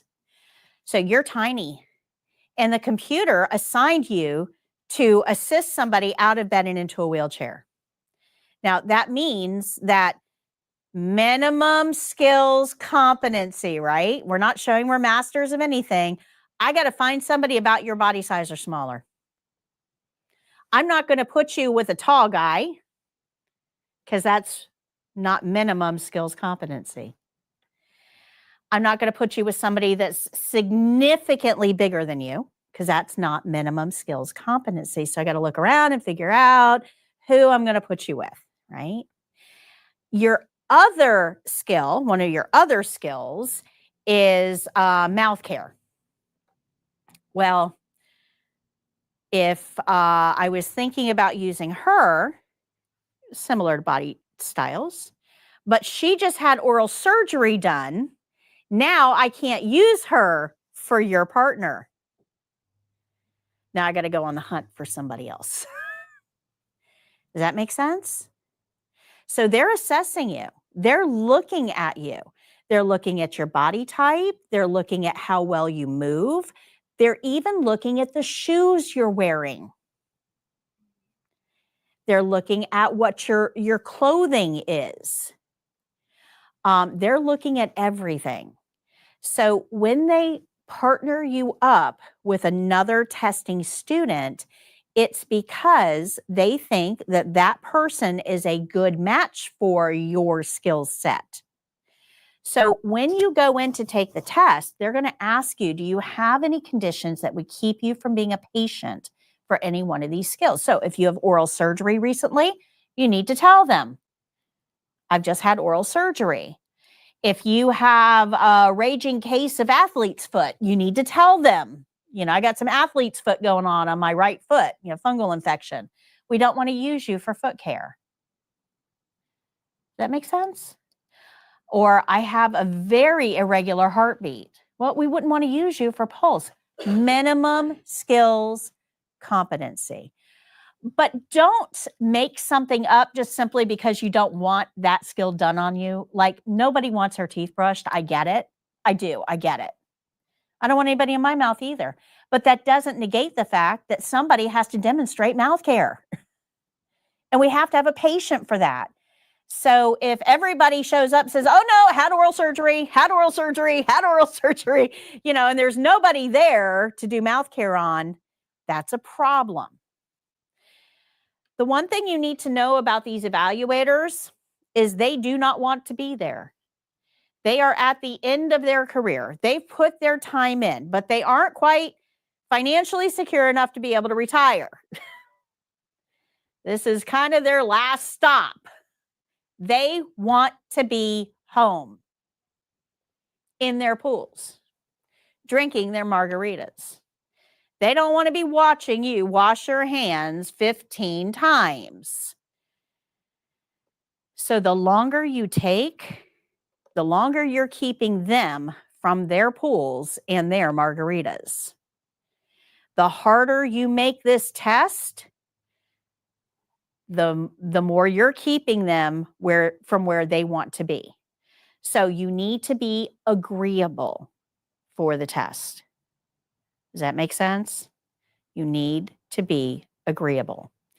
I know mouth care is not a fun skill to be a patient for. Either is foot care. I get it. But close your eyes, go to your happy place, and just let it happen. Okay? Good? Make sense? You don't want to make these evaluators mad. So once they've got you portioned out in groups of 2, and just for our own purposes in here, because I've got 8 of you, you 2 are group 1, you're group 2, you're group 3, and you're group 4. So group 1, don't go anywhere. You're going in first. Group 2, you've got about 30, 45 minutes to kill. You can go out to your car. You can study in your car. You can watch videos in your car. You can review the worksheets in your car. Go to your car. They'll tell you to go to the waiting room, but you can go to your car. Remember, no study material in the waiting room. But they're going to tell you, come back in 30, 45 minutes. You guys are group 3. You've got about an hour and a half to kill. Go get a cup of coffee at Dunkin'. Get your mind clear. Don't overstress this. You guys are group 4. You have about 2.5 hours before your test. Chili's, 2 for 1 margaritas. We'll see you in a little while. So group 1, you're brought into the testing center.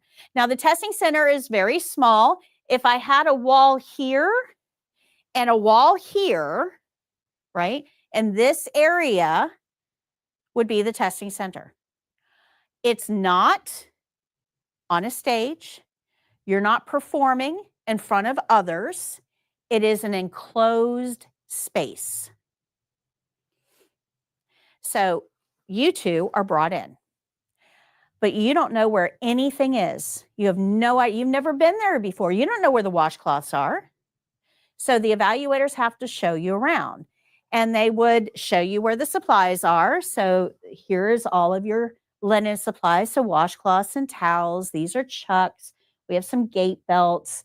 Pillows are all along the bottom. So they're going to show you where the supplies are. They're going to show you this is your bedside table. All of your grooming supplies are in the top, bathing supplies in the middle, toileting supplies on the bottom. This is your privacy curtain. We'll have it later in the program. This is your privacy curtain here. And then your patient bathroom is, wherever the patient bathroom is. Good? They're going to show you around. But then they're going to pick one of you 2 to go first. And I'm just going to pick on you because you're closer. So, Candy, give me a number 1 to 11, please. 3. So the computer randomly picked skill set 3 for you. You're the computer. This is skill set 3. These are the 3 skills that you will have to perform. And your 3 skills are measure and record respirations, perform passive range of motion to the hip, knee, and ankle, and dressing a resident with a weak arm. He is going to be your patient for 2 of those skills. Dressing a resident is going to be done on the mannequin. So for respirations and range of motion, you're going to use him as your patient. Okay. Once you're done with those 3 skills, your turn, he is going to become your patient. So what's your name? Amaris. Give me a number 1 to 11. 8. So the computer randomly picks skill set 8 for you. And your skills are feeding a resident who's in a chair. Oh, you get a snack. Performing passive range of motion to the elbow and wrist this time. And assisting a resident needing to use a bedpan. So he is going to be a patient for all 3 of those skills. Now, before you guys freak out, bedpan is a simulated skill. You're not really peeing anywhere. And you're going to keep your clothes on, please. Okay. So good. Do you guys understand how that works? So you will be a patient for somebody else to do their skills. They will be a patient for you to do yours. But when you are the patient for this, when you are the patient, you are going to be pleasant, cooperative, and you. Not a 90-year-old version of you. You. So if somebody has to walk you, ambulate with a gait belt, you're going to walk like you walk. You're not going to, right? You're not going to try to win an Academy Award. If somebody is going to feed you, you're going to eat like you eat. Good, pleasant, cooperative. And you will probably get a script to follow for most skills that kind of tells you what you should say. Good. Make sense? So you guys are done testing. You go back out to the waiting room. You 2 are brought in. I show you around. I give you a skill set. You'll do your skills on her. We'll give her a skill set. She'll do her skills on you. Usually not the same skill set. Remember, those evaluators are pairing you up. And you'll go back out to the waiting room. You guys come back in. You do your skills on her. She does hers on you. You go back out to the waiting room. You guys stumble in from Chili's, feeling good. You do your skills on her. She does hers on you. You go back out to the waiting room. So everybody's done with skills. And now it's time for the written test. For the written exam, you are going to be on the computer. You need no computer skills at all other than knowing how to move a mouse. The evaluators actually check you in, put your test up on the screen. All of that is done for you. So you will take a 60-question multiple choice test on the computer. You have 90 minutes to answer 60 questions, which is usually more than enough. Okay. So any questions on that? So the evaluator is going to read the skill set to you. We can't even trust that you know how to read.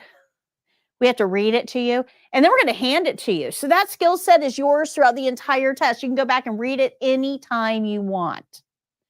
Anytime. And then the other person becomes your patient. These are the skill sets. I always have them up here. You guys can take a look at them, but they're also on page 25 of your book. You have these. They're just not yellow in your book. They are yellow during the test. Each one of these care plans, there's nothing random about them. For these care plan sets, there's one ADL skill. What do we know about ADLs? Yeah, activities of daily living, things you do for yourself every day, right? One ADL skill. One documentation skill. Now, there's 4 documentation skills. There's pulse, respirations, feeding, and emptying the drainage bag. So 4 skills that we have to write something down, that we have to document on. 4 skills. You will get one of those 4. Everybody gets a documentation skill. And then there's a mobility skill. Mobility skill is the range of motion, transferring, ambulating, turning a patient onto their side, things that require moving the patient in some way. So that's how these skill sets are created. So these are all of our ADL skills. These are all of our mobility skills. And these are the documentation skills. And you're going to get 1 skill out of each category. That's how they make up these skill sets that you see on page 25 of your book. There's nothing random about this. Now these in here that we have, these, if you turn them over, these are the actual checklists that you are going to be graded on for the state exam. So when you go take the test and you get 3 skills, these exactly is what the evaluators have in front of you that they have to check off. You have access to this in here. It's also in your skills book, but we're going to get into that a little bit later. All right, so as you're performing these skills, the evaluators have these checklists. And when you do a step properly, correctly, the right way, you get a check mark.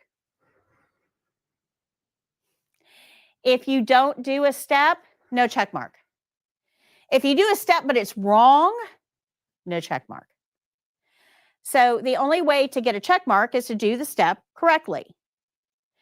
Anything without a check mark is called a deficiency, and this is what's going to determine whether you pass the test.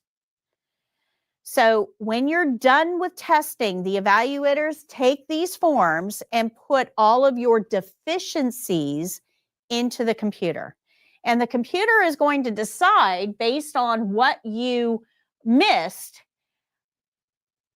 whether you pass or not, because not all steps are weighted equally. Let me give you an example. Let's talk about this lady here. Let's say our care plan tells us that we need to brush her teeth. Is she in a safe position? Why? She could choke. Yeah, it's called aspiration, where fluid goes down into your lungs, but she is not in a safe position. So what would we have to do to get her into a safe position? Yeah, we can put the head of the bed up. We can get her sitting on the side of the bed. We can get her up into the sink.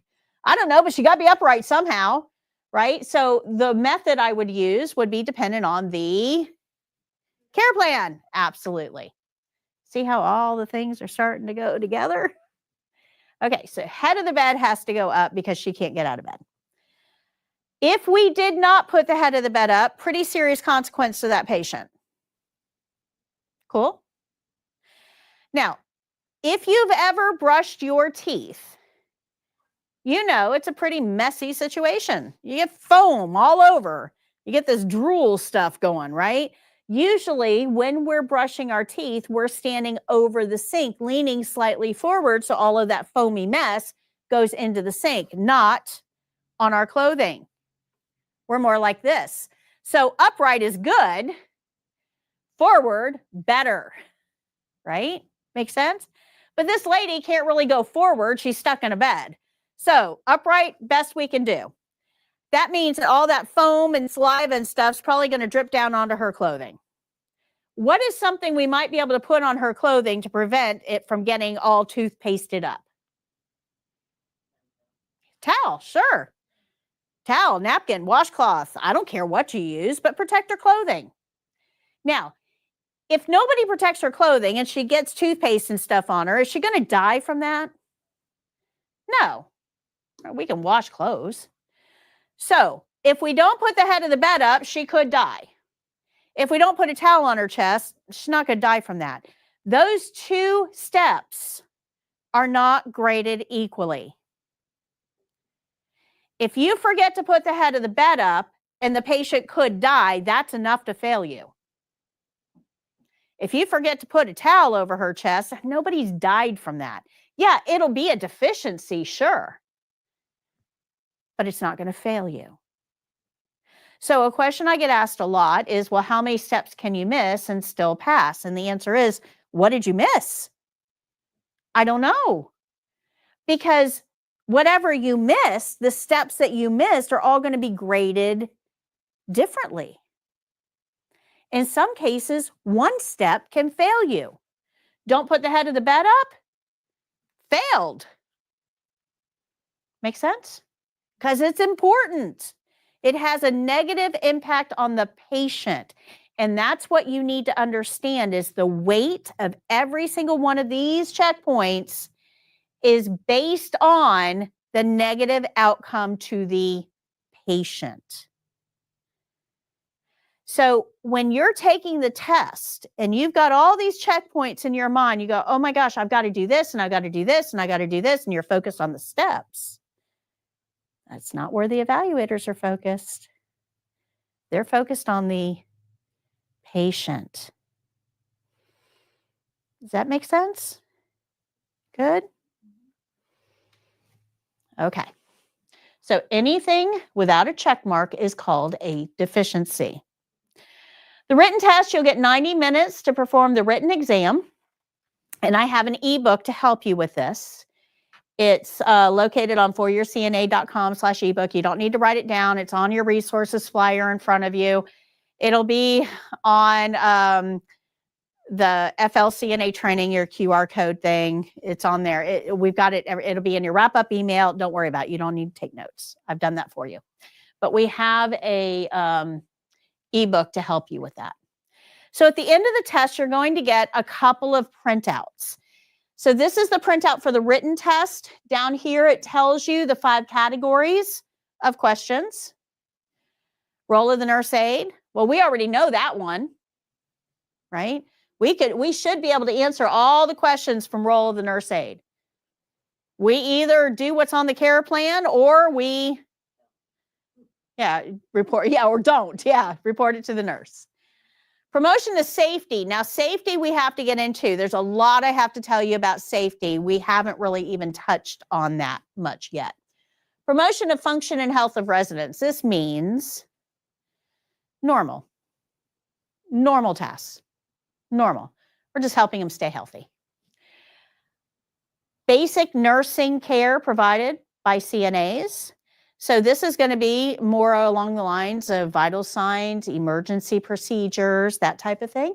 And then specialized care for residents with changes. Remember, this was normal, healthy. This is not. But we only have 7 questions on not. 7 out of the whole test. This is where most CNAs focus for the test. Oh my gosh, what are they going to ask me about Parkinson's? What are they going to ask me about the urinary system? What are they going to ask me about antibiotics? What are they going to ask me? Right, most CNA students spiral on that kind of content. That's only 7 questions out of the whole test. We got 9 questions on the role of the nurse aide. We got 9 questions on safety. We got 12 questions on healthy. And we got 13 questions on emergencies.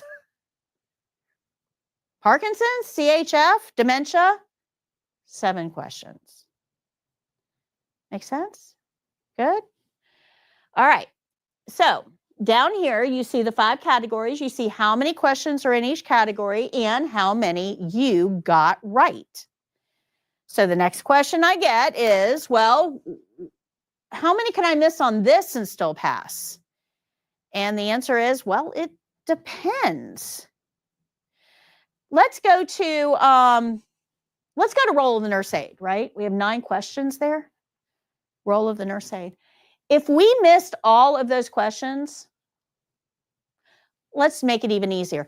If we missed 5 of those questions, right? A little more than half of those questions. We missed 5 questions. That's it. So all you missed on the whole exam is 5 questions, but they were all in that category. That tells the test that you don't know your role.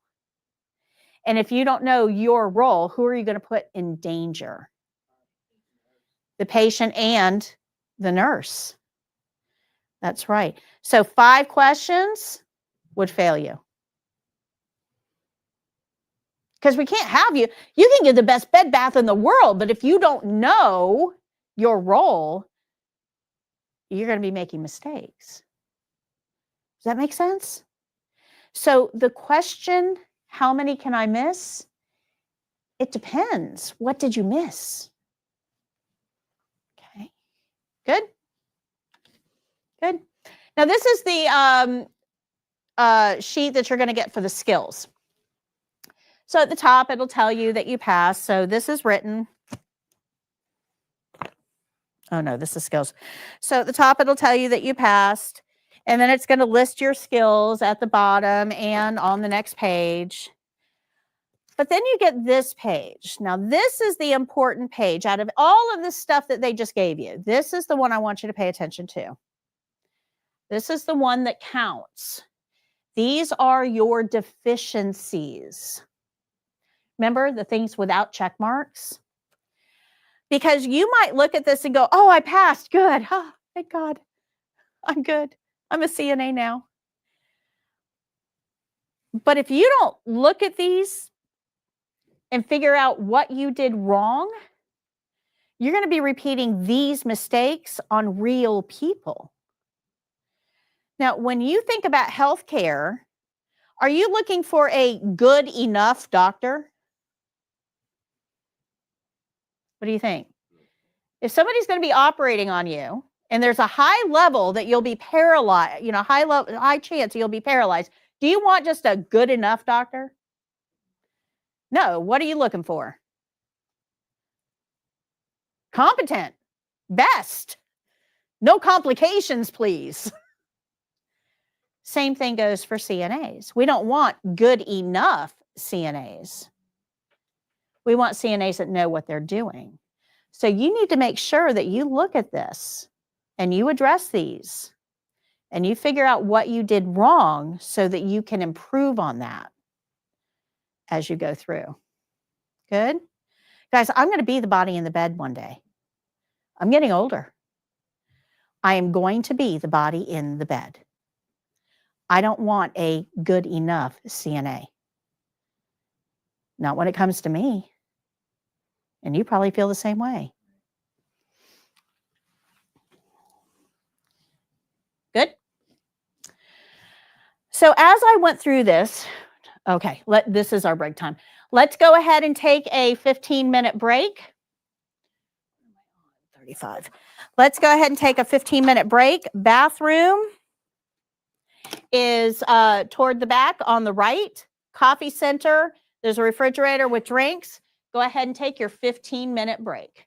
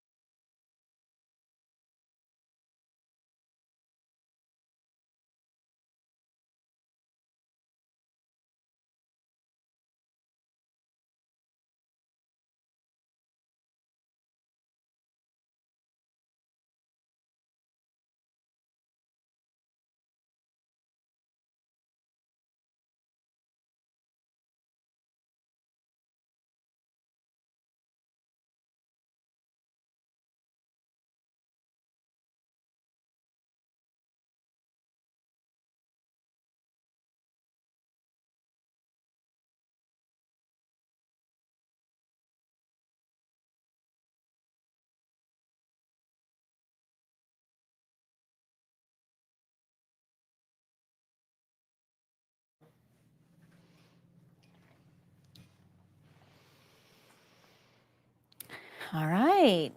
Ready to get back to it? Okay, so when I was creating this program, this program has not always been like it is now. It's been evolving over 17 years. I've been teaching for 17 years. And what I noticed is my first couple of classes did not do all that well because I was teaching like a nurse. I was focusing on body systems and anatomy and physiology and disease process and medical terminology and medical abbreviations and medical math and all of those things that we think we need to know for the test. And like most other instructors, you kind of go to what you know. And the students didn't do all that well. So I realized that maybe I don't understand the test. So I started diving into the test. And boy, did I dive into the test. So for 17 years, my full-time job has been studying the test. So I know this thing inside and out, backwards and forwards, upside down, right side up. We just retaped the skills. I'm actually editing them now. So as you guys go through the program, you're actually going to be able to see some of our newer videos that come up, which will be pretty cool. I'm super excited about it. And one of the things that I'm doing with the new videos is I'm actually putting these check points on the video. So you can see this is what I'm doing to meet this checkpoint. But in order to get there, I had to learn the test. And as I was studying the test, I realized that across all 20 skills that we have to learn, step number 1 was the same, exactly the same across all 21 skills. It says to greet resident, address by name, and introduce self. So that means in order for us to get this checkpoint, we have to greet the resident, address them by name, and introduce ourselves. As I went on, I realized that step 2 was also the same across all 20 skills that we have to learn. Provide explanations to resident about care before beginning and during care. So what does that mean? It means we got to talk to them. We got to tell them what we're doing. So step 1 and 2 across every single skill that we're going to learn to do is exactly the same. Exactly. No changes. But then as I was going through the checklist, I realized that toward the end, we get a lot of repeated steps again. So asking resident about comfort or needs during care, asking resident about comfort with water temperature when we're working with water is the same among every single skill. So that means that asking them about comfort is going to be an important part of every skill we do.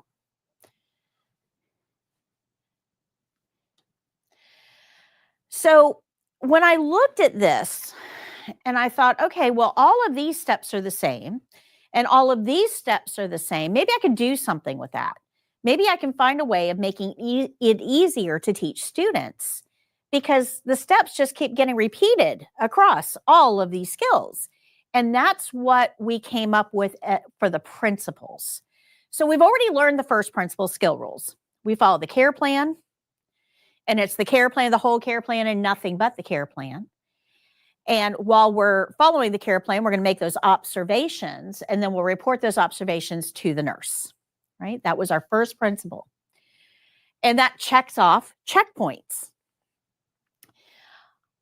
We also did the same with the checkpoints that are required when we start a skill. So this is called the opening. So every skill is going to start the exact same way. It doesn't matter what the skill is. They're all going to start the same way. And remember, let me go back here. Remember step 1 here, right? It said, greet resident, address by name, and introduce self. That's important. But we also had, where is it? Oh, it's not on here. One of the other ones that we have, it's not on this slide, is knock before entering. Knock before, it's an actual checkpoint. So I put all of that together and we created the opening. So the opening is always going to start with a knock. Every skill starts with an opening. Every opening starts with a knock because that's a checkpoint. You've got to get that checkpoint. So our opening actually sounds like this. Hi, Miss Jones. My name is Patty. I'm your CNA today. How are you? I always throw a how are you? How are you doing? How's your day going? I want to know about my patient. Remember, we're not there to do things to them. We're there to do things with them. So by asking them, by restoring humanity into this interaction, it's going to help me relate to my patient a little better. So, hi, Miss Jones. My name is Patty. I'm your CNA today. How are you? I'm here too. Now, remember that we have to provide explanations, right? We got to tell them what we're doing. Doesn't matter how you tell them. You can put it in your own words. I'm here to do some exercises on your right arm. I'm here to feed you a snack. I'm here to brush your teeth. You can say it any way you want to. But if you're at the test and you're super nervous and you don't know what to say, you can even, remember I told you they give you this? This is yours throughout the entire test. You're going to have it in a visible place. You can even do this. Hi, Miss Jones. My name is Patty. I'm your CNA today. How are you? Great. I need to perform passive range of motion to elbow and wrist. You can read it right off of the page if you want to. But you can also put it in your own words. As long as the patient understands what you need to do, that's the whole point of this. And then we're going to ask the most important question in healthcare, is that okay? Because patients have the right to refuse. In fact, patients can refuse any skill at any time for any reason. And what does no mean? No. No means no. So if I'm working with this patient and I'm halfway through a skill and they say no, I need to be hands off. No means no. That's an important part of patient rights. Good? Questions? All right. So once we get permission, is that okay? Then I'm going to close my curtain and go wash my hands. So each one of these steps is super important. Knocking, that's a checkpoint. Greeting a resident by name, that's a checkpoint. Introducing yourself, that's a checkpoint. Describing the skill, that's a checkpoint. Closing the curtain, that's a checkpoint. Washing your hands, that's a checkpoint. And gathering supplies. So this is our biggest checkpoint though, right here. This is infection control. Do not touch the patient until your hands are clean. So if you walk into a room, hi, Miss Jones, my name is Patty. I'm your CNA today. How are you? Can I just look at your ID band here? Okay, I've ID'd you. Let me go close your curtain, wash my hands, and I'll be right back. I have touched that patient before I washed my hands. This is infection control. And that one step could fail you. You guys understand that? Let's talk about why. Anybody ever go to the ER? You ever go to the ER? Okay. How many of you, when you went to the ER, were admitted to the hospital? Okay. Very few. In fact, the ER's job is to send you home. That is their job. So you can't just call up and say, you know, I'd like a room for a couple days. I want to decompress. You can't check into a hospital like that. The only way to get a bed in the hospital is to prove that you're sick enough to need it. So that means that in the hospital, every bed is full of super, super sick patients. Very sick. Not Walmart germs. These are really big germs. Make sense? Okay. Sick enough to not be home. So if this was the only patient in the hospital, that would be okay. That'd be fine.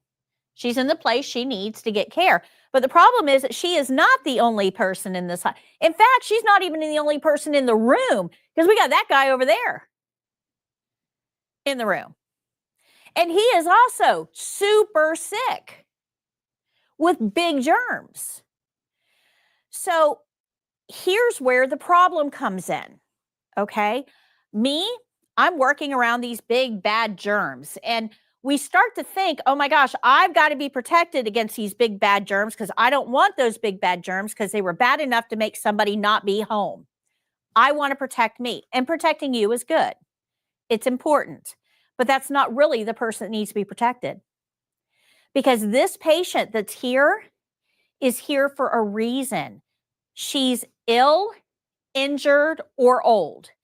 In any one of those situations, her immune system is currently compromised, not working at full capacity, trying to keep her alive from whatever's trying to kill her.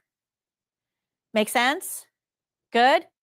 Her immune system is compromised, and so is his.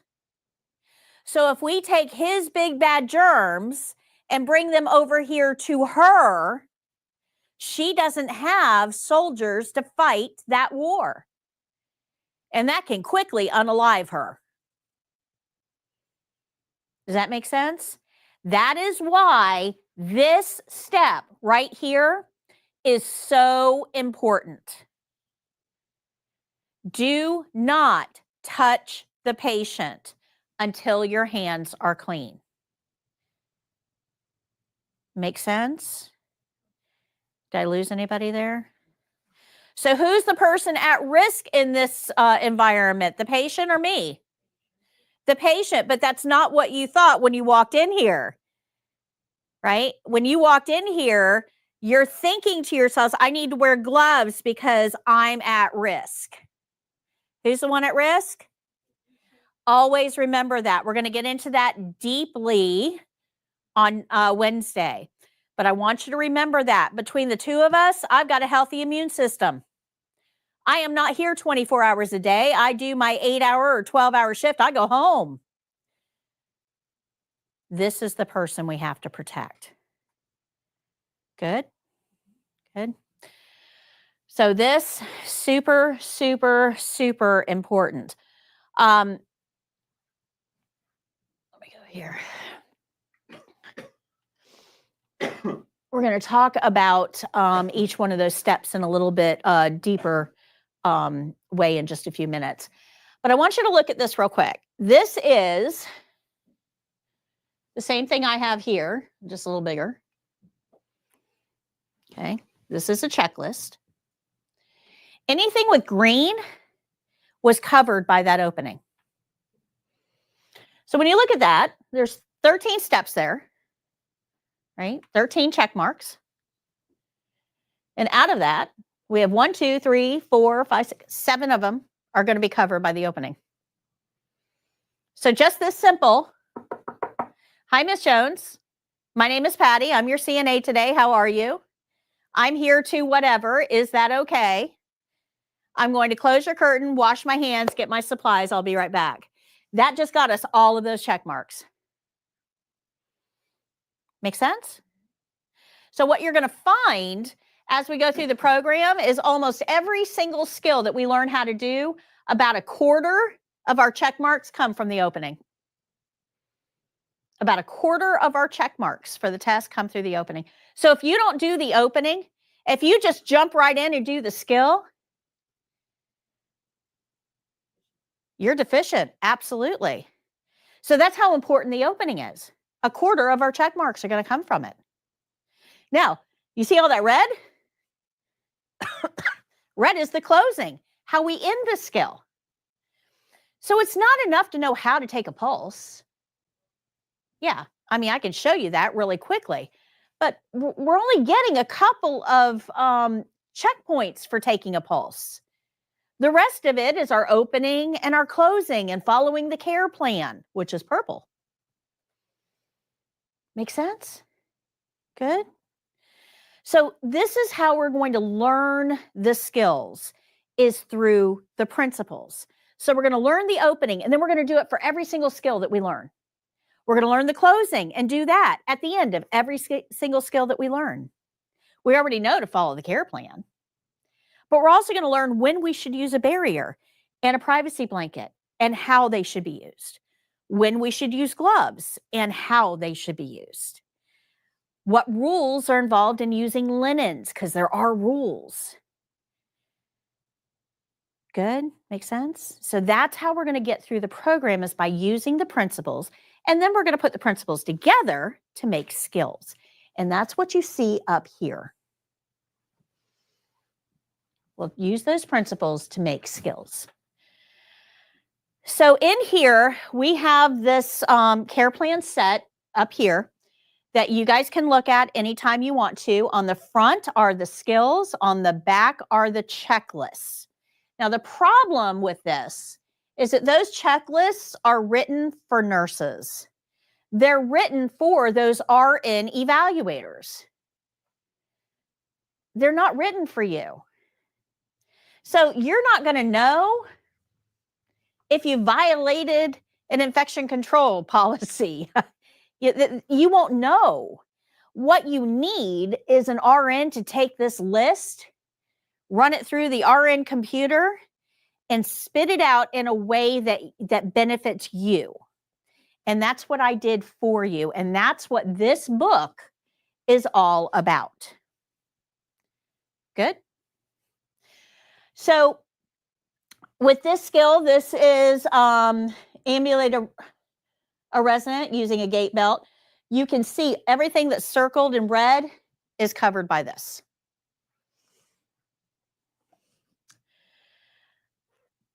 We're going to learn we're going to learn all of these, all 11 of these. But there's 4 in particular that I want to focus on. We've already learned 1, skill rules. We just went over opening. I'm going to get into it a little more. And the closing. And then there's a 4th one for glove rules. Now, glove rules follows very special rules. We have to learn those on Wednesday. But those 4 together are called the Big 4. They apply to every single skill. Doesn't matter what we're learning to do, whether it's walk a patient, feed a patient, turn a patient, dress a patient, bathe a patient, doesn't matter what we're doing. These 4 principles will always apply. We follow the care plan, we do our opening, we evaluate if we need gloves, and we do our closing. Always. Always. Now, the best place to practice the opening is in your bathroom at home. You have a door to knock on. Remember, knocking is a checkpoint. You have a person to talk to, the one in the mirror. You have a curtain that you can pull, the shower curtain, and you've got a sink right there to wash your hands. So between now and Wednesday, you guys should be practicing the opening in your bathrooms at home. Every time you go to the bathroom, you should do the opening. If you do that, by the time we start practicing the skills, it won't feel foreign to you. It'll be a little weird talking to yourself at first, yes. But it's better to practice in your bathroom than in front of the class. Good? Questions? Okay. So these are called the Big 4. We're going to learn them as we go. We've learned skill rules. We've talked about the opening. We're going to learn glove rules on Wednesday, and we're going to get to the closing at the very end of today's class. But if you put them all together, page 27 lays all of these principles out for you. Everything I have on that back wall, you have here on page 27.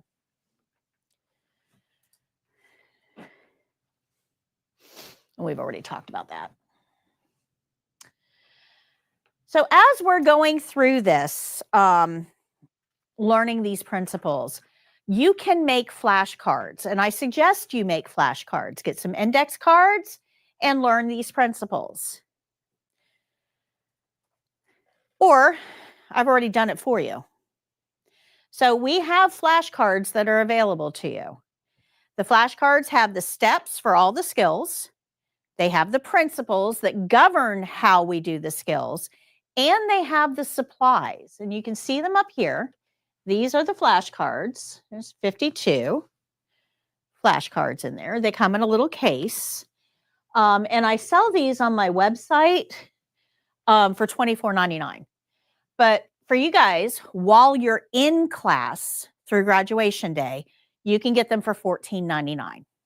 So we're giving you a $10 discount on these flashcards if you want to buy them. If you want to make your own, it's free.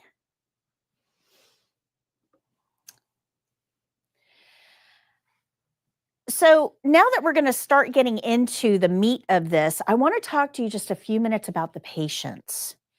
Because remember I said that that's what the evaluators are focused on? And there's some things about patients that you're probably not really thinking about. So I want to bring this to your attention. When you're sick, where do you want to be? Who's bad? Yeah, mine. Yeah, absolutely. When you're sick, you want to be home. There really is no place like home. If I wasn't feeling well right now, I would be fighting to get home. I don't want to be sick here. I want to be home. Even better if I can be snuggled up in my bed at home, right? That's where every sick person wants to be. Now, when they can't be home, what do you think that does to their mood? If they want to be home and they can't be home because they're too sick to be home, yeah, they're going to be cranky. Absolutely. I want to be home. Yeah, I could be depressed. Absolutely. You would also possibly be a little self-absorbed because there's something going on with you right now. And you're starting to think about, well, what is this going to do to my work? Am I going to be able to work? What is this going to do for my bills? If I'm not working, how am I going to pay my bills? Oh, speaking of bills, how much is this going to cost me? Medicine is not free. But you might also be thinking about things outside as well, like who's going to feed my cat? What's my significant other doing while I'm in here? Who's going to pick up my kids from daycare? So your patients are very self-absorbed and probably worried about things outside of themselves as well. So they're grumpy because they can't be home, and now they're self-absorbed. But the self-absorption actually goes even deeper than that, because patients that are sick are always wondering, is this going to kill me? Patients in the hospital think they're dying. Just ask them, they'll tell you. Remember, they're sick enough to not be home. This is serious. So when you look at this, right, this is not setting us up for a good, warm, fuzzy patient encounter. Your patient is stressed. Now, on top of that, we have a person in a strange place surrounded by strange people that they don't know. And their family may be in there now and then, but not 24 hours a day. We kick families out. We only let them in during the hours we allow it. So now your patient feels like they have lost control. You see that? Okay. Anybody ever try to get sleep in a hospital? Like the one thing that you need when you're sick is rest. The worst place in the world to get it is a hospital. They don't let you rest. There's somebody walking in that room every 17 minutes on average. Can you imagine tonight somebody waking you up every 17 minutes? What would that do to your mood? What happens when you're sleep deprived? Oh man, I am grumpy, grouchy, and a bear. You guys see that? So if you're expecting your patients to be rays of sunshine, you are misinformed. Your patients are going to be grumpy, grouchy, scared, stressed, and sleep deprived. If you have a nice patient, that is a bonus. That's a good day. But you should not expect your patients to be nice. They're not going to be. They have a lot of reasons to not be. And we've got to understand their mindset so that we don't react to it. The maddest I've ever gotten at a CNA was one that, quote unquote, told me, well, she's the one that started it, meaning the patient. Okay.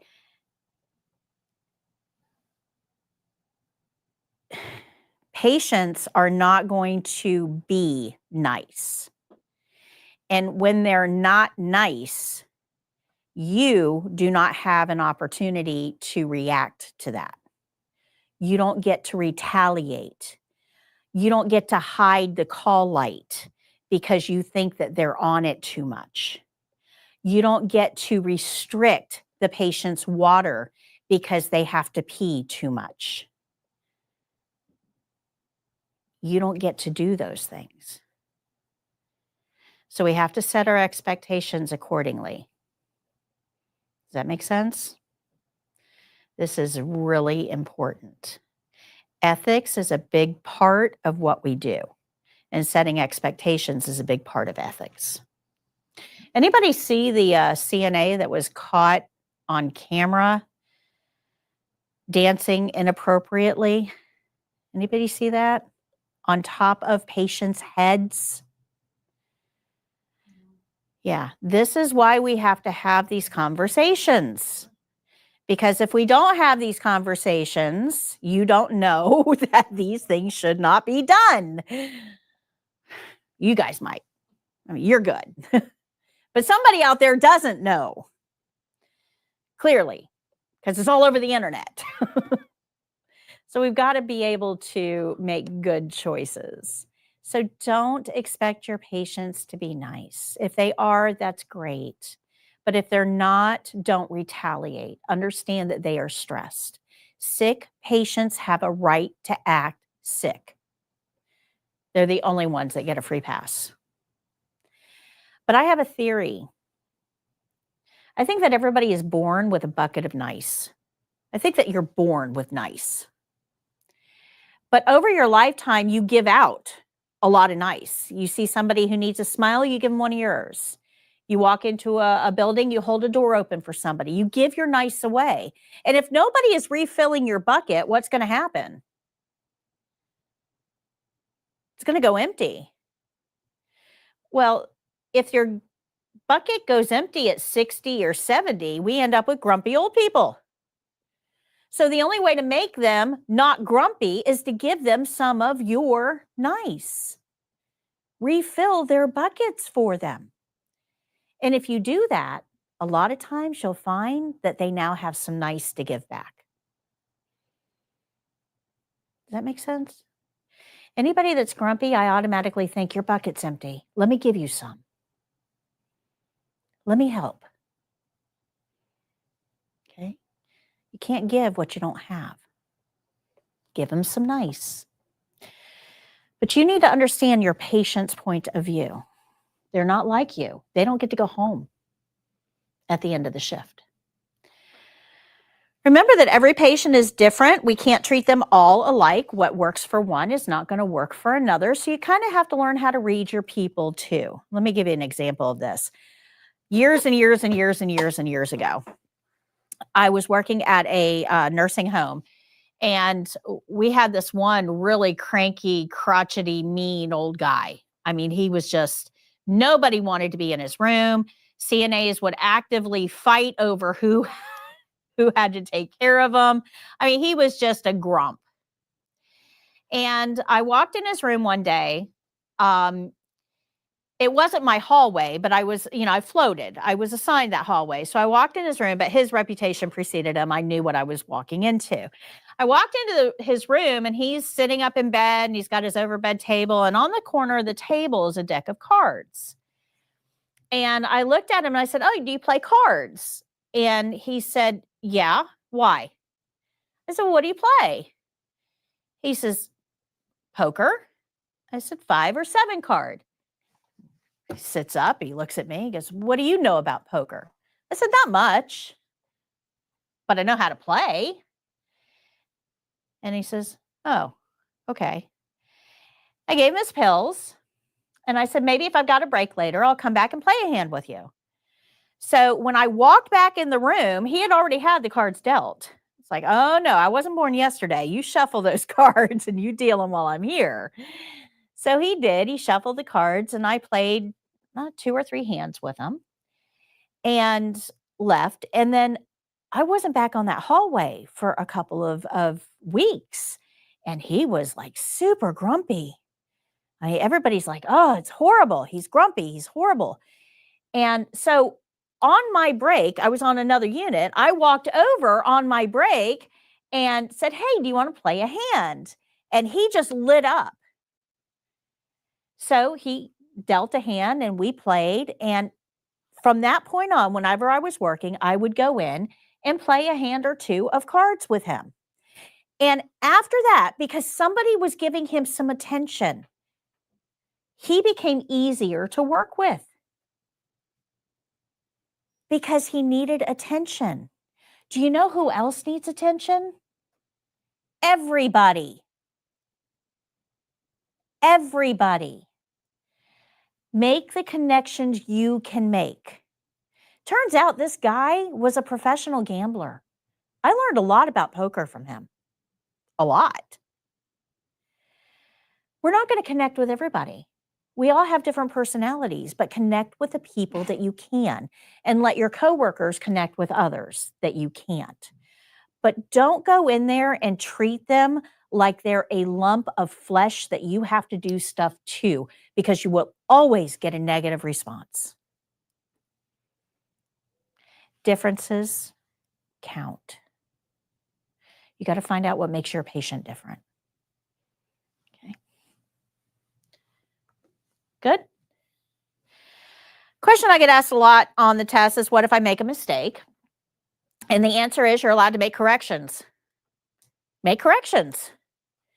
So if you forget to close privacy curtain at the beginning of the skill, you're halfway through the skill, you look up and you realize that curtain is not closed.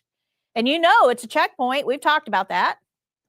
You can say, "Correction, I would have closed the privacy curtain before I washed my hands." And now that evaluator puts a check mark in the box and the paper does not know whether you did it or corrected it. It's still a check mark and it's no longer a deficiency. So you can make corrections. You can make corrections all the way up until the very end of the skill. Because at the end of the skill, you have to tell the evaluator when you are done. Because when you say, "I'm done," or "I'm finished," or "my task is complete," or however you want to say it, when you declare that, it's like hitting the red button on a game show. You're done. You cannot go back and make any corrections after that point. You're locking in that skill. Good. But you can make corrections all the way up until you decide the skill is done. So at the end of the skill, I would go back and read that care plan. I would think about the steps. Did I do my opening? Did I take the steps I needed to take? Did I do my close? Did I do? And then tell the evaluator your skill is done. Don't be in a rush. You've got lots and lots of time. We'll get into timing later, but you got lots and lots of time to get these skills done. Don't rush. Okay. So I've got a whole lesson on this. Corrections are our friend. Page 33 is going to tell you about it. And I do have a video on that you can watch. You'll get a link to that in the wrap-up emails today. So all you would say is, "Correction, I would have." but you need to make sure you're making those corrections before you say my skill is done. Best way to do that is to go back and review that care plan and then tell the evaluator what you would have done. Now, sometimes the evaluator will need to see the step. Like I couldn't say, correction, I would have brushed his teeth. Now, we need to see you do that, right? So if they need to see it, they'll tell you. But if it's just something small, you can verbally correct it. Okay, so let's get into our books. Let's see how we're going to get through this program. So this is your syllabus. You have this in front of you. This is your syllabus. And it tells you how we're going to get from point A to point B in 4 weeks. So the first column, you can see the rows like class 1, class 2, class 3, and so on. The first column here are the skills that we're going to learn in that class. So today, we've learned skill rules. We've learned the opening. We still have to learn the closing, hand washing, and indirect care. So we still have a long way to go today. The second column are lectures that I give in class. So if we look at that second column, we learned about the CNA exam, so we can check that off. We learned about delegation and liability. We can check that off. We learned about patient considerations. We can check that off. We learned about the care plan, testing care plans. We can check that off. And we learned that about the puzzle pieces that we're going to learn to build skills. So we can check that off as well. So we've already done all of this. Let's go over to the third column. You'll see homework. Dreaded homework. Nobody likes homework. I agree. I don't like it either. I really don't. I am not that kind of a teacher. I'm just not. This is up to you. This is adult education. Do it or don't do it. I don't care. I'm not the one that has to take the test. But if you want to pass the test, you probably should do the reading, because this is not stuff I'll be going over in class.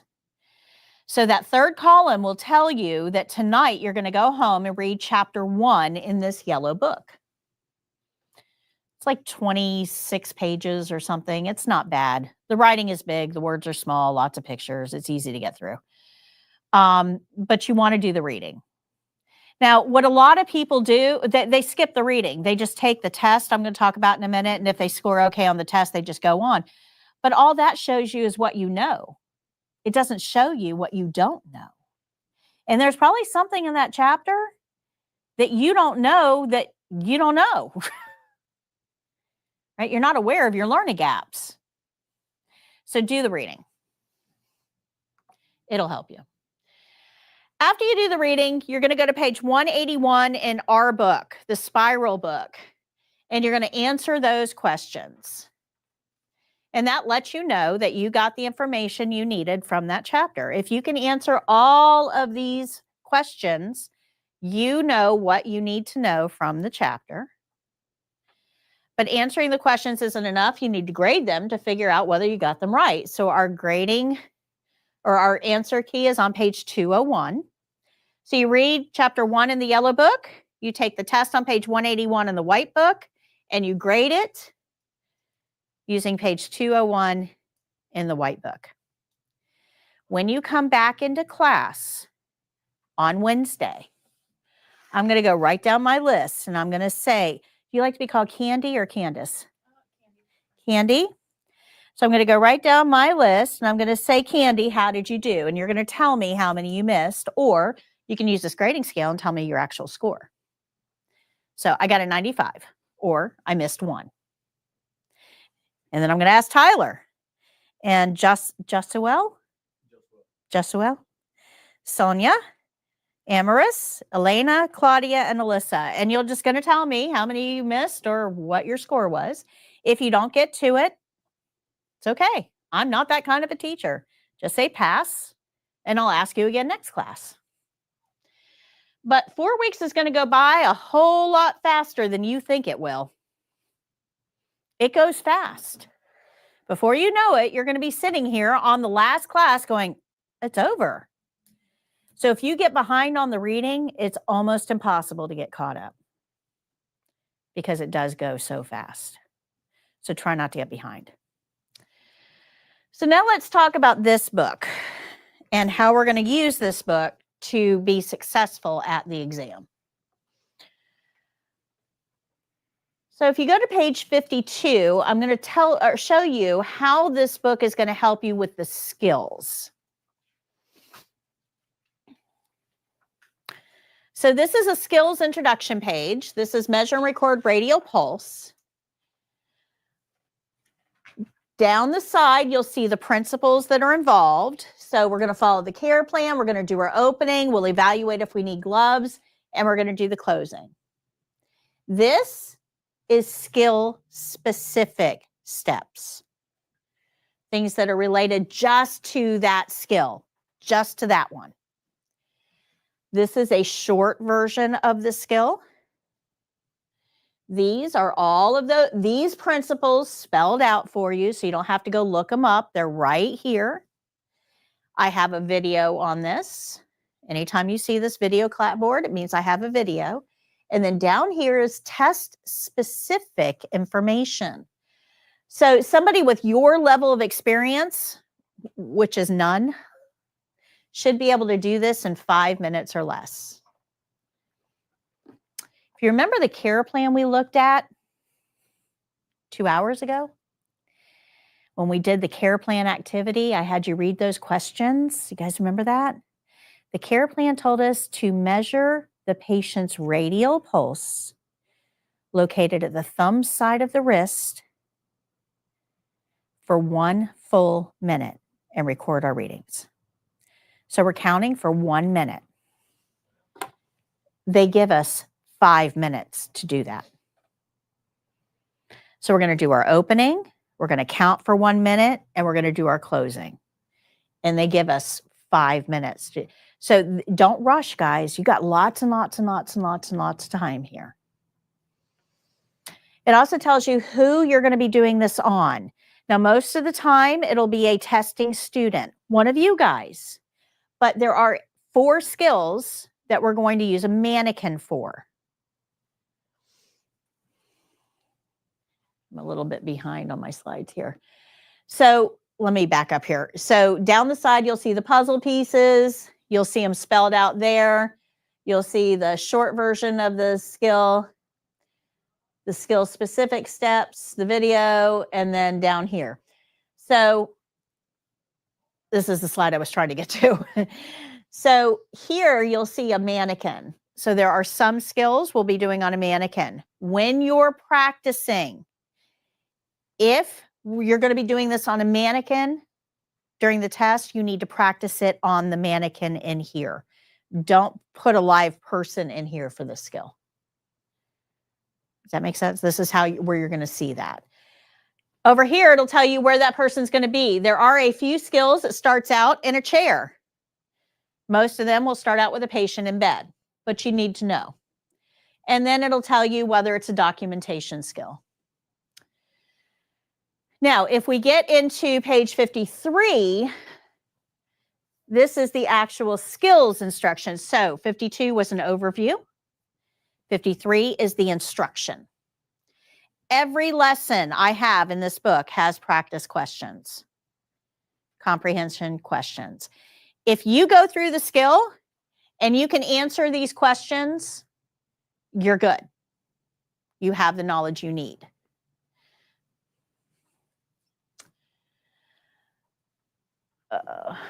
Let's go here. So at the top of the page, you're going to see the care plan. Remember, this is the care plan from the state exam. The actual words, this is what they would ask you to do. Patient be lying in bed for the skill, measure the patient's radial pulse located at the wrist for 1 full minute, and record your readings on the documentation form provided. At the bottom, you'll see the supplies. You have to learn supplies. As a nurse, I'm not going to say, what's your name? Alyssa. I'm not going to say, Alyssa, I want you to go take a pulse in room 212, and you'll need a pen, paper, and a cloth. I'm not going to tell you what you're going to need. You have to know what you're going to need. So you have to learn the supplies. This one's easy. some of the ones we're going to get into later have a lot of supplies that you're going to have to learn. Flashcards are your friend. And then you're going to have step-by-step instructions. If you remember, I said about 45 minutes ago, this was written for a nurse. What you needed is a nurse to translate this for students. And that's what this is. These step-by-step instructions meet these checkpoints, but they're written in a way that you guys will understand.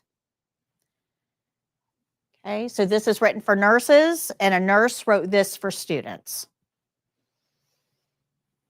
If you take this book, if you take it home, and you hand it to any live person that you have laying around, try to find a live one. Dead ones won't help you much. Find a live person and hand them this book. And you do the skill. And you say, read these steps as I do the skill. You will perform the skill perfectly. So if I hand this book to you and I say, I want you to read these steps to me, and he reads a step and I do it, and he reads a step and I do it, and he reads the next step and I do it, you will perform the skill perfectly. Now that's important because you need to develop muscle memory to do these skills. You have to train your body how to do these skills. And if you're practicing wrong, that's training your body wrong. So if you can find somebody to read these steps to you while you're doing the skills, you will practice it right. After you've done it once or twice, now hand your book to somebody and say, don't read the steps to me. Watch me do it and see if I did it right. And now you can create your own evaluator at home before you ever get to the testing center. My students usually make 100% on the skills. My students, you guys do phenomenal because you have the tools you need, but you've got to use the tools. So one of the tools that we're going to give you access to is the online CNA test prep course. And again, you do not need to take notes on this. You're going to get a wrap-up email, and you'll get another email that welcomes you to the course. I'll be enrolling you guys after class today. But this course is going to put into practice what we're learning. So it has video lessons, yes. But it also has interactive lessons. And I'm going to show you what one of those interactive lessons looks like with the opening in just a few minutes. But you guys are all going to be enrolled in this. This is optional. You don't have to do it. Some students do these lessons while they're in school. If you do it while you're in training, it makes everything go together and it'll click.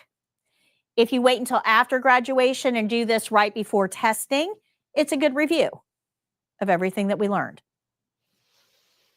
But this is very helpful. So we learned the opening, or we went over the opening, all of these steps. Remember, the opening is applied to every single skill that we learn. And if you look on page 31, it tells you right down here what we should say. So, hi, Mr. Jones. My name is Patty. I'm your CNA today. How are you? I'm here to whatever. Is that okay? Close curtain, wash hands, get supplies.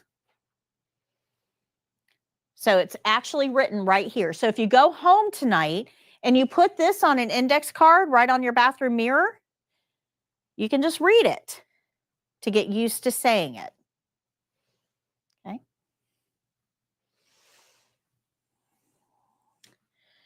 All right, so let's see if we can put these steps in the right order now that we have learned them.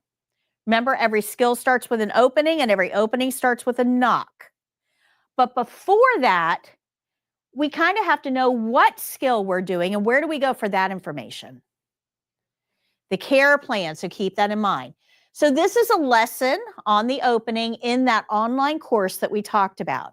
You'll see the video at the top of the page that you can watch that'll lead you through that opening, tell you all the steps and why they're important. And then below that is going to be a sequencing activity. So we're going to do this together. What is our first step out of those 8? Care plan would be the first one. Yeah. Yeah. So we're going to read that care plan. Now, what do you want to do? Knock. Sure. Okay. So once we've knocked, now what do you want to do?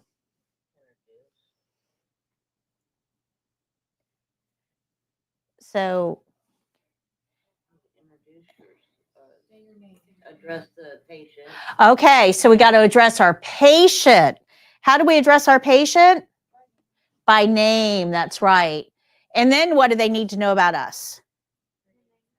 Name and title. Okay. Now what do you want to do? Okay, well, explain the task and ask if it's okay. Now what do we want to do? Close the curtain first and then wash our hands, and then we can get our supplies. So now that we've got those all in order, let's check it and see if we did it right. And we did. We got our gold star. So this is an activity that you'll see in that online course. This is the activity for opening. We also have them for every single skill that we're going to learn how to do. All of the steps are there. You've got to put them in the right order. If you do this before you start practicing, it familiarizes you with the steps before you go practice. So this is a very good way of learning the skills. Now, let me talk to you about why we want to close that privacy curtain before we wash our hands. Think about a privacy curtain in a clinical setting. Who touches that? Oh, yeah. Nurses, CNAs, respiratory therapists, doctors, physical therapists, transporters, phlebotomists, EKG techs, volunteers, billing clerks, and so on and so on and so on. But so does the patient and the patient's family. Can we assume that that curtain is clean? No, it's not clean. In fact, those curtains only get taken down and physically washed about once a year. Now, they're sprayed with disinfectant spray in between patients, yes, but they're only taken down and physically washed about once a year. So that curtain cannot be considered clean. We want to make sure that we close the curtain before we wash our hands. Because if we wash our hands and then touch that curtain, we've cootied right up. Good? Does that make sense? Okay. All right, so now the closing is done at the end of every skill. And again, this applies to every single skill that we're going to learn how to do. I have a video on the closing that you can watch if you'd like, but we're going to learn it together here. Page 35 has the specific information about the closing. Closing is a little more complex than the opening.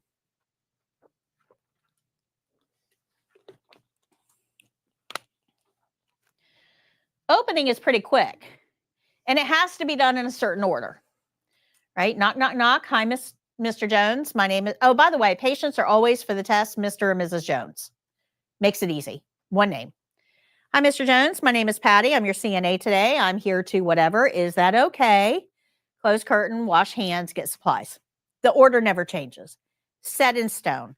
Learn it, and we're going to do it over and over and over again. Now, the closing is a little different because the order of the closing doesn't really matter until you get to the last part of it.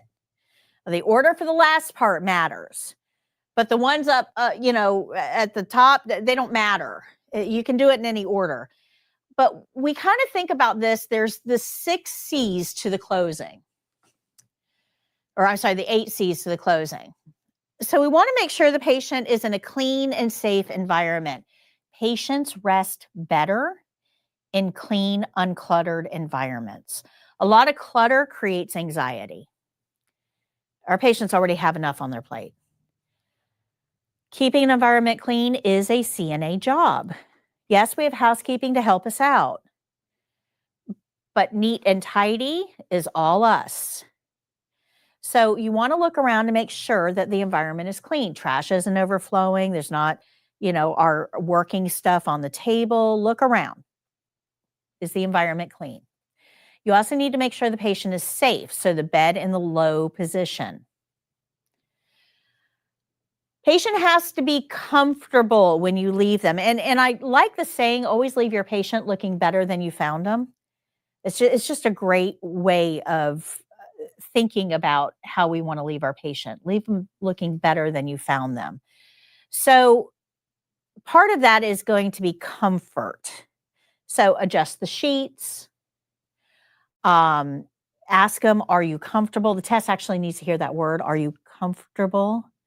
But comfort is more than just physical comfort. We also have to think about emotional comfort, and people need entertainment and distraction.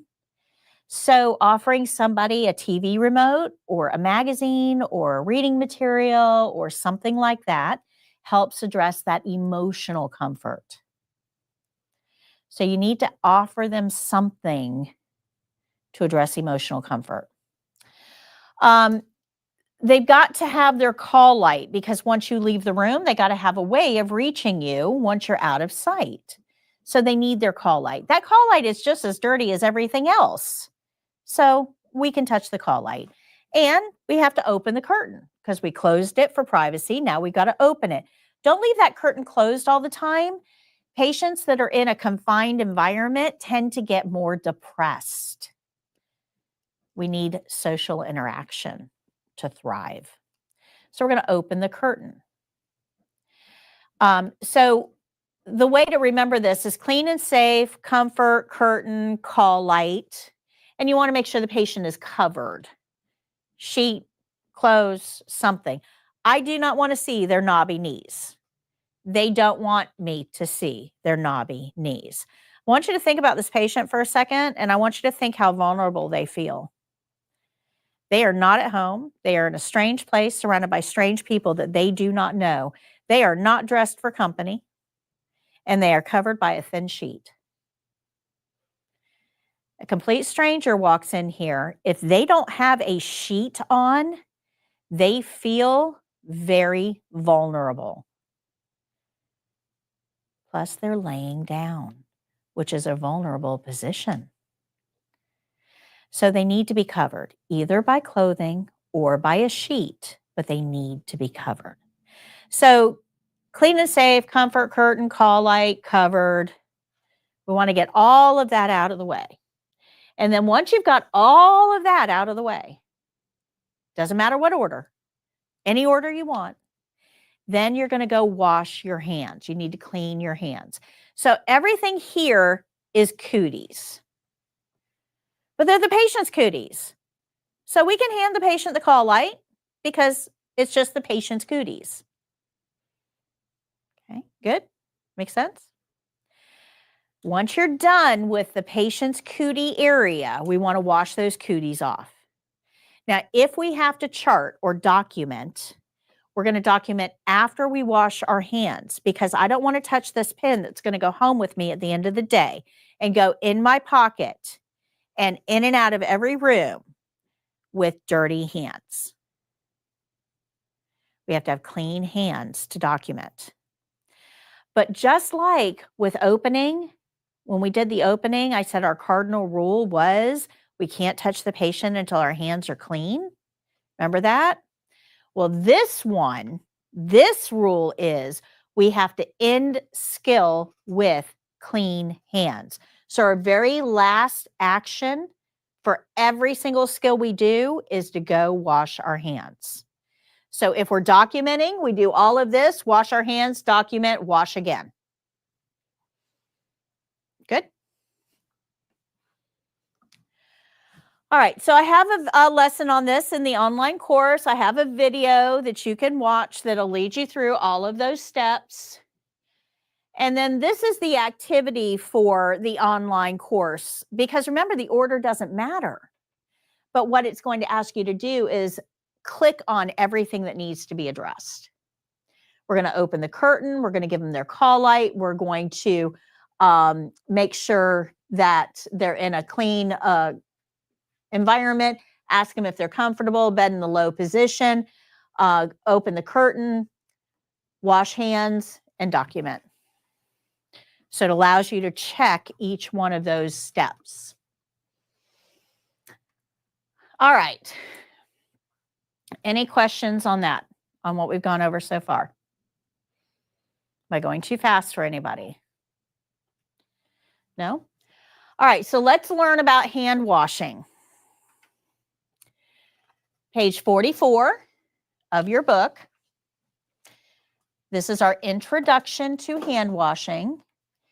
And if you look here, these are the specific steps that we have to get for check marks. All of these steps. I have a video for this. Hand washing is going to be done at the opening and at the closing for every skill we do. Now, let me tell you a little bit about hand washing. Do you remember how many skills you have to do for the test? Well, there's 20 skills we're going to learn, but do you remember how many skills were on the care plan set that you're going to be assigned? 3. So you have to do 3 skills for the test. They're going to pick out of that 20, they're going to pick 3, the computer does, but you're going to have to demonstrate 3 skills. If you have to wash your hands at the beginning and the end of this skill, and the beginning and the end of this skill, and the beginning and the end of this skill, how many times did you have to wash your hands? 6. Now, because there's a documentation in there, we have to have an extra hand washing, so that's 7. So every one of you is going to have to wash your hands 7 times during the exam. Where did I tell you those evaluators want to be? At home in their pools, drinking their margaritas. Do you really think they want to watch you wash your hands 7 times, and you wash your hands 7 times, and you wash your hands 7 times, and you wash your hands 7 times, and you wash your hands 7 times, and you wash your hands 7 times, and you wash your hands 7 times, and you wash your hands 7 times? And for those of you who aren't good with math, that's 56 hand washings. Do you think they want to do that? No. So after the first skill is done, when you're all done with your first skill, they're going to tell you you can simulate hand washing. Simulate means say. So you would tell them when you would be washing your hands, but they're not going to make you go to the sink and actually do it after your first skill. So for the first skill, you're going to wash your hands at the beginning of the skill in your opening, and you'll wash your hands at the end of the skill with the closing. From that point on, you would just tell them when you would wash your hands. It's a way of shortening the test and getting those evaluators a little closer to their pools. Don't simulate until you're told to. Because if you made a mistake, they may watch you wash your hands one more time and give you credit for that one. Don't simulate until you're told to. Good? Questions? Okay, so this is the checklist for hand washing. This is what they're grading us on. These are the checkpoints that we need to get checked off for hand washing.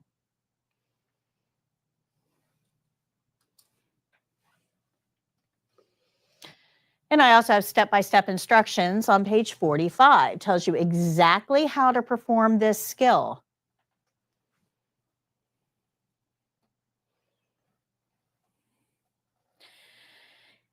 Something about hand washing that you may not know. Even though it is a skill we have to learn, it counts as one of the 21 skills that we have to learn. They're not going to tell you to go wash your hands. It's not going to be on the care plan to go wash your hands. You are required to know when you're supposed to wash your hands. That's what they're grading. So nobody's going to say, hey, go wash your hands and let me grade it. It's not on the care plan. Go wash your hands and let me grade it. You're supposed to know that, hi, Miss Jones. My name is Patty. I'm your CNA today. I'm here to do my first skill, whatever that is that okay? Close curtain, and I'm going to the sink to wash my hands. You need to know that that first hand washing is graded during the opening of your first skill. Nobody's going to tell you. If you don't go wash your hands, you're failing the test. Nobody's going to tell you to wash your hands at the end of the skill either. You need to know that's the very last action we take. We end skill with clean hands. Nobody's going to tell you. If you don't wash your hands at the end of the skill, you will fail.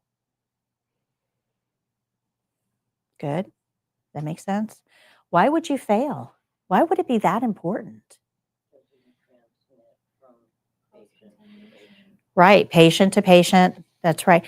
Let me tell you how important this is, how serious this is. 1 out of every 26, I think was the last one that I read. 1 out of every 26 patients in a hospital contracts something that they did not go in with. 1 out of every 26 people gets an infection during medical care that they did not come in with. That's horrible. And it's going to kill 1 in 12 of those. That's horrible. So let me put it in terms you can understand. How many guys ride roller coasters? Anybody ride roller coasters? Next roller coaster you get on, there's usually about 20, 25 seats on a roller coaster. Next roller coaster you get on, one person out of that roller coaster is not going to make it. Same odds. Think about that. When a patient gets an infection that they did not come in with, that's us. We did that to them. We did that. So infection control is way more important than you think it is. And it's graded on the test heavier than anything else. Infection control is the most strict checkpoints they grade. Because we really do have the patient's life and death in our hands. Okay, good. We're going to get a lot more into infection control on Wednesday when we talk about gloves. All right, so pathogens, that's what we call bad guys. Bacteria, viruses, fungi, all the bad guys. Pathogens generally thrive in a very specific environment. Now, there are some that can survive outside of this environment. We call those extremophiles. But for the most part, most pathogens need a warm, dark, moist place to live. And that's important for us. We have to start thinking about warm, dark, moist places. So think about, you put deodorant on, right? The reason you put deodorant on is because your armpit is a warm, dark, moist place. So is a bathroom when you turn the lights off. It is a warm, right? Because we don't like to get chilled out when we get out of the shower. So bathrooms are usually 2 or 3 degrees warmer than other environments. It's dark because you turn the lights off. And it's probably wet because when you wash your hands, you probably do something like this. And now we've got water scattered everywhere. And pathogens do live in the bathroom. We don't want to create nice, warm places for them to proliferate. Does that make sense? So when we're washing our hands, instead of doing this, if we do this, it keeps the water in a confined area. So we have control over it. And the reason that we want to do this to keep our water confined is because we know that bathrooms are warm, dark, and moist. So this just goes on to tell you what I just did. Bathrooms are usually dark. They're usually warm, and by spreading water around, we add in that moist. So this is the way these principles work. So this is our checklist that we're going to be graded on. Each one of these principles, step-by-step instructions, is going to correlate with one of these checklists. If you follow this, you will get these checked off. These are the areas that are most frequently missed. The thumb, this area right here, the thumb, and in between the fingers. The part that I always get kind of surprised about are the fingertips. And they have done lots of studies on this. They have had people go wash, they culture hands. They have people go wash their hands and then reculture. And it's funny because we tend to miss our fingertips almost always. Because usually you wet your hands, you get a little soap, and you probably do something like this, right? Notice I'm not touching my tips. So, but the fingertips is what we're going to touch the patients with. So we have to be really aware of our hand washing processes. It's not just enough to say, go wash your hands. We got to know how to wash them right. And that's what we're going to go over now. So the faucet handles are the dirtiest thing in the bathroom. We touch them with dirty hands all the time. You can touch the faucet with your bare hands before you wash your hands. It's fine because you're about to go wash your hands and get all those pathogens off. So when you get to the sink, you can turn the faucet on with your bare hands. And then you need to wet those hands. Don't just go straight for the soap because soap does not spread on dry hands very well at all. You have to wet your hands and then apply soap. That is a checkpoint on the state exam, wetting your hands first. It is an actual checkpoint. Once you wet your hands, you're going to get soap, and we need soap. We need enough soap to work up a good lather. So the way that I describe this is bubbles count. Bubbles count. If you get a little bit of soap and you start rubbing and you don't have a lot of bubbles, go get more soap. Bubbles count. They need a good lather. They're counting. I know it's crazy, but they really are counting that. And then once we get the soap on our hands, we're going to rub for no less than 20 seconds. How many of you guys were taught to sing a song while you were washing your hands? Anybody taught to sing a song? Yeah, that's very common. Don't sing songs on the test. And the reason is you are being tested. That means you are anxious. What do you think happens to singing speed when you're anxious? It's going to speed up.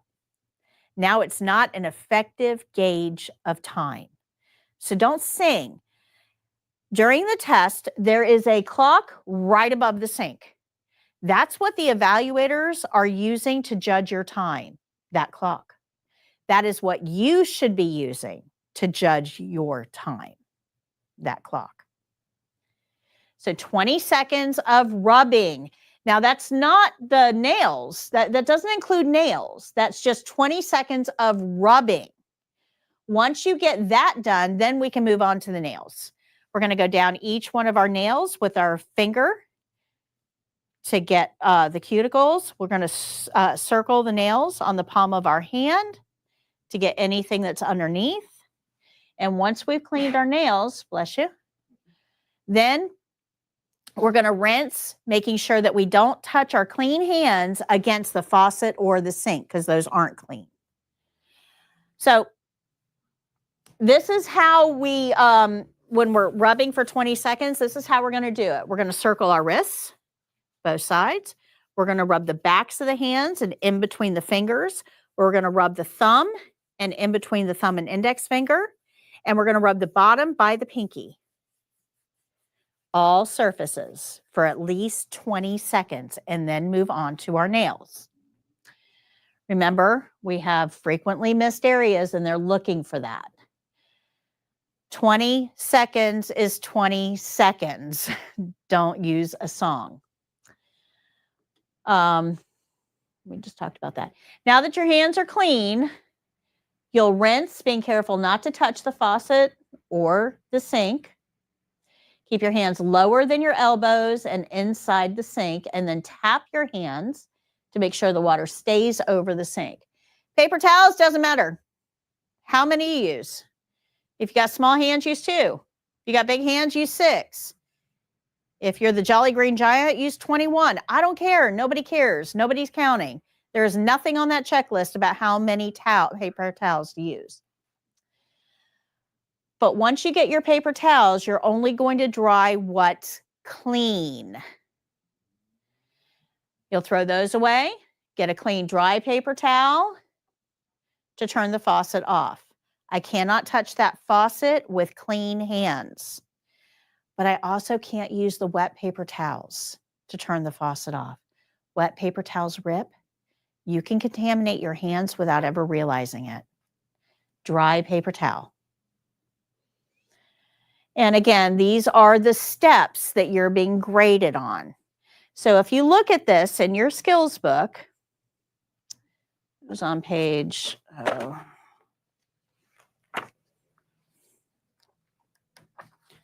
oops. If you look on page 44, I'm going to show you the video for hand washing. And you can compare this to what you see on the video and make sure that all checkpoints are met. So go ahead and put hand washing on, please.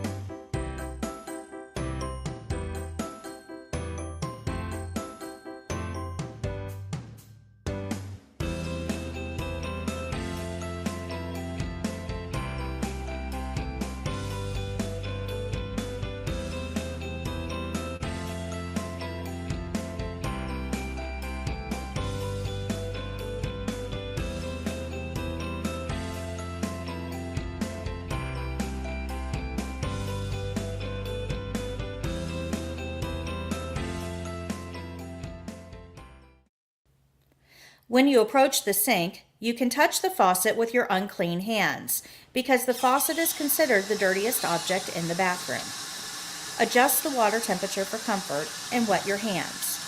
Apply soap and rub all surfaces of your hands vigorously, focusing on the front and back of your hands and in between all fingers.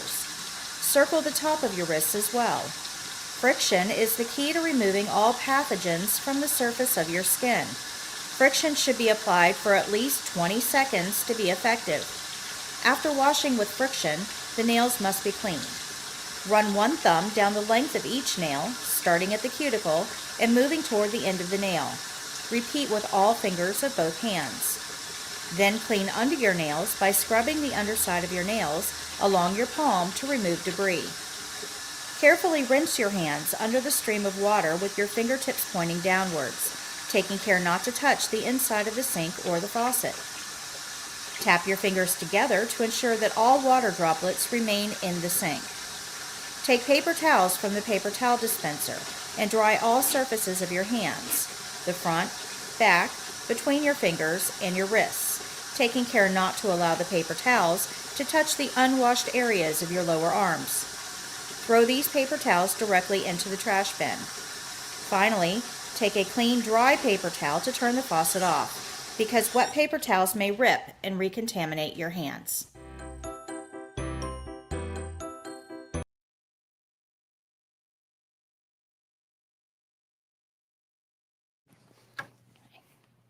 All right, any questions on hand washing?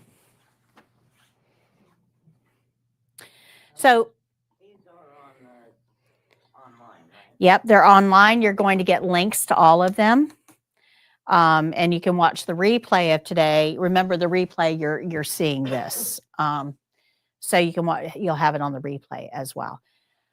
So we have a sink in the bathroom back there, and you guys, every time you're washing your hands now, should be practicing the correct way to wash your hands. Remember, 20 seconds of friction. Wet your hands first. Get enough soap to work up a rich lather. 20 seconds of friction, all surfaces. Then move to your nails. Then rinse, not touching the faucet or the sink, keeping your hands lower than your elbows. Tap to keep the water confined. And then use the paper towels that you need to dry your hands, but only dry what's clean. And then throw those away. Get new paper towels to turn the water off. Okay, good. Questions? All right. So let's see if we have all of those steps correct. So this is the online course for hand washing. You can see the care plan. You can also see the checklist in this lesson in the online course. I have a video that you just saw. It's in the online course. And then here is the sequencing activity. Let's see if we can get this right. What is our first step? Turn the water on. Okay. Now, wet hands. Okay. Now, soap. Okay.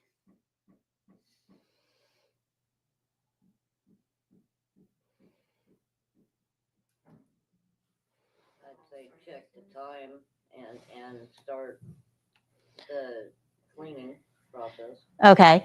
Let's go ahead and lather. Start to lather, and then once we start to lather, then we're going to start timing. So we'll rub those areas for at least 20 seconds. After we've washed our hands, what do we want to do? Rinse, and then dry hands, and then turn the water off with a barrier. So let's see if we got it right, and we did. Good job. Do you see how this online course can help you learn these skills? Okay, we already talked about simulations. Don't sing. Okay, so we're going to talk about indirect care now. Yeah, we're actually ahead of time. So we're going to talk about indirect care now. Indirect care is actually graded on the state exam, and the best way for me to explain indirect care is it's kind of how you treat the patient. It's kind of the vibes you give. Okay, bless you. So I'm going to show you two CNAs real quick, and tell me if you can tell a difference between the two of them. Okay, and I'm going to pick on you because you're close. And we're going to pretend that I have a curtain here. So here we go. This is CNA number 1. Hey, Mr. Jones, my name is Patty. I'm your CNA today. I need to get your vital signs. Is that all right?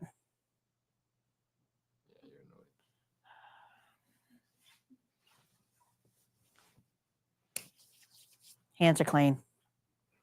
Come on. Put your...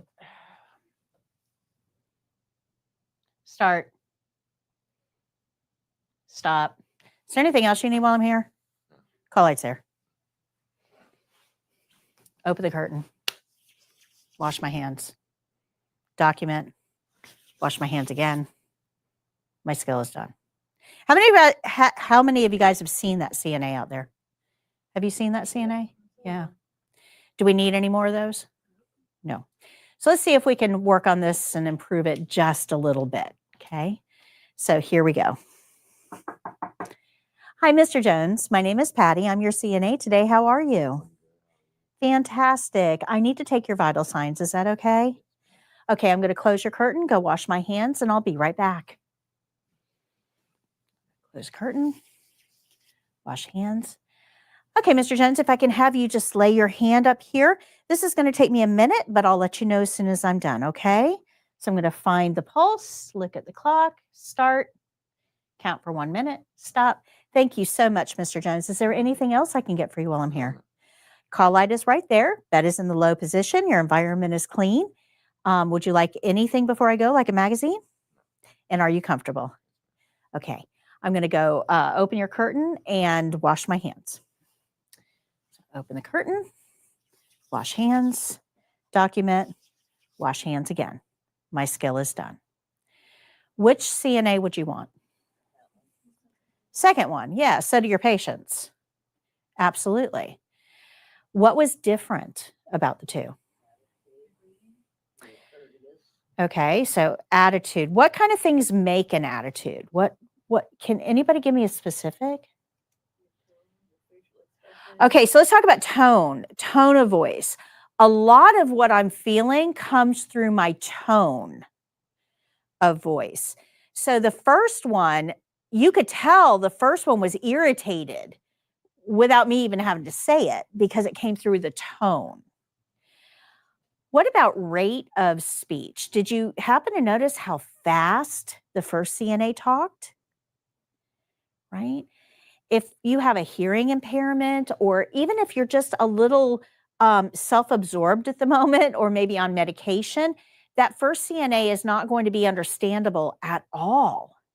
So we need to slow our speech down just a little bit. What about my posture, the way I faced?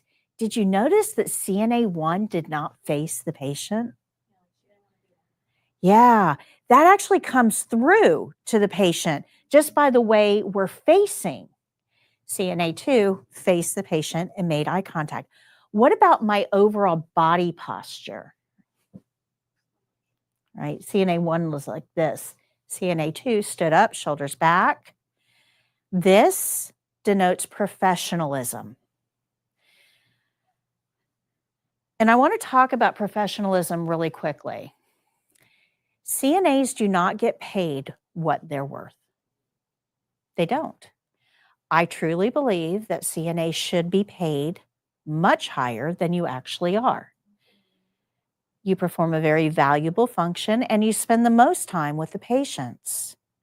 One of the reasons that you do not get paid what you're worth is because as an industry, as a whole, you have an image problem. When CNAs do not dress professionally, nobody's going to treat them professional. When you do not act professional, nobody's going to treat you professional. When you describe your job as a butt wiper, nobody is going to treat you like a professional. Your professionalism is reflecting on the entire industry. And until the industry as a whole gets on board with this, your wages are not going to increase. So this is in your power. But why would a professional hospital or other healthcare organization pay you professional wages when you don't act professional? Does that make sense? I want to see you guys get paid what you're worth. I do. But you need to understand this key to make that happen. So a lot of things go into indirect care. And the best way to describe it is treat your patient the way you would want to be treated. If you guys switched places for a second and you were the patient, how would you want to be treated? Like an inconvenience or like a valuable member of society? A reason that we have a paycheck. Indirect care is graded on the state exam. In fact, a lot of the checkpoints are going to relate to indirect care. So it really is important for us to understand and apply good indirect care practices. And these are some of the things that they're looking at, things like eye contact. Do you remember that half of our job is observation and reporting? If you aren't making eye contact with the patient, you aren't observing anything. Rate of speech and tone of speech are going to play a big part in how the patient perceives our professionalism. Body language. But let's talk about explanations. Did you see what I did to him when I was CNA 1? Expecting him to know what I expected. He is not a CNA. He is a patient. expecting a patient to know how to do your job is like getting on an airplane and having a pilot expect you to know how to fly the plane. Do not expect your patient to know how to do your tasks, and don't get irritated at them if they don't know what the next step is. Your job is to explain it. I'd like you to place your hand on the table. You have to talk to the patients. The question I get asked all the time, do I have to say everything you say during the test? And no, you don't have to say everything I say, but you should be communicating with the patient so they know what you're doing with their body. But if you do say everything I say, it helps you remember what the next step is. It keeps them informed. It keeps you on track. Posture and overall attitude are all things that are going to be graded when you're doing these skills, but it's even more important out there. We don't need any more CNA ones. We just don't. We can be better. We need to be better. So tonight's homework, I'm done lecturing. Tonight's homework, we're going to go home and read chapter 1 in this yellow book. Remember the yellow book you can take home and leave there. When I call your name, the front of the yellow book has a number on it. Starts with Y. When I call your name, please tell me what book number you have. Candy. Tyler. Josuel. Sonia.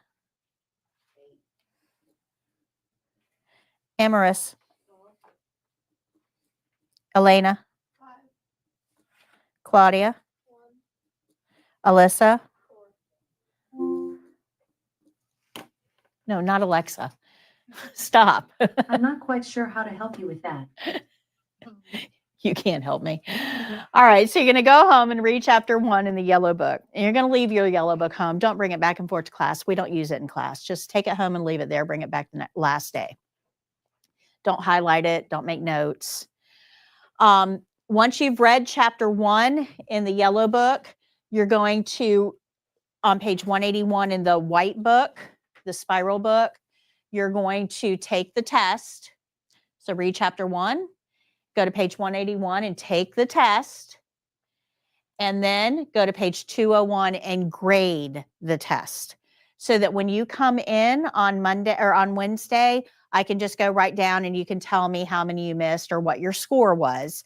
And I'll answer questions at that time. So if you're reading and you have a question like, I don't understand this, what is an MDS? I don't understand what that is. Just jot a note down.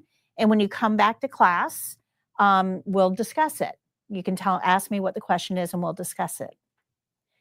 Okay, good. Did I go too fast? Blue textbook? That you bring back and forth to class. Yeah, but because here it says blue textbook and Oh, this is white and this is yellow. Did I print off the wrong one? Asking questions. I may have printed off the wrong one for you.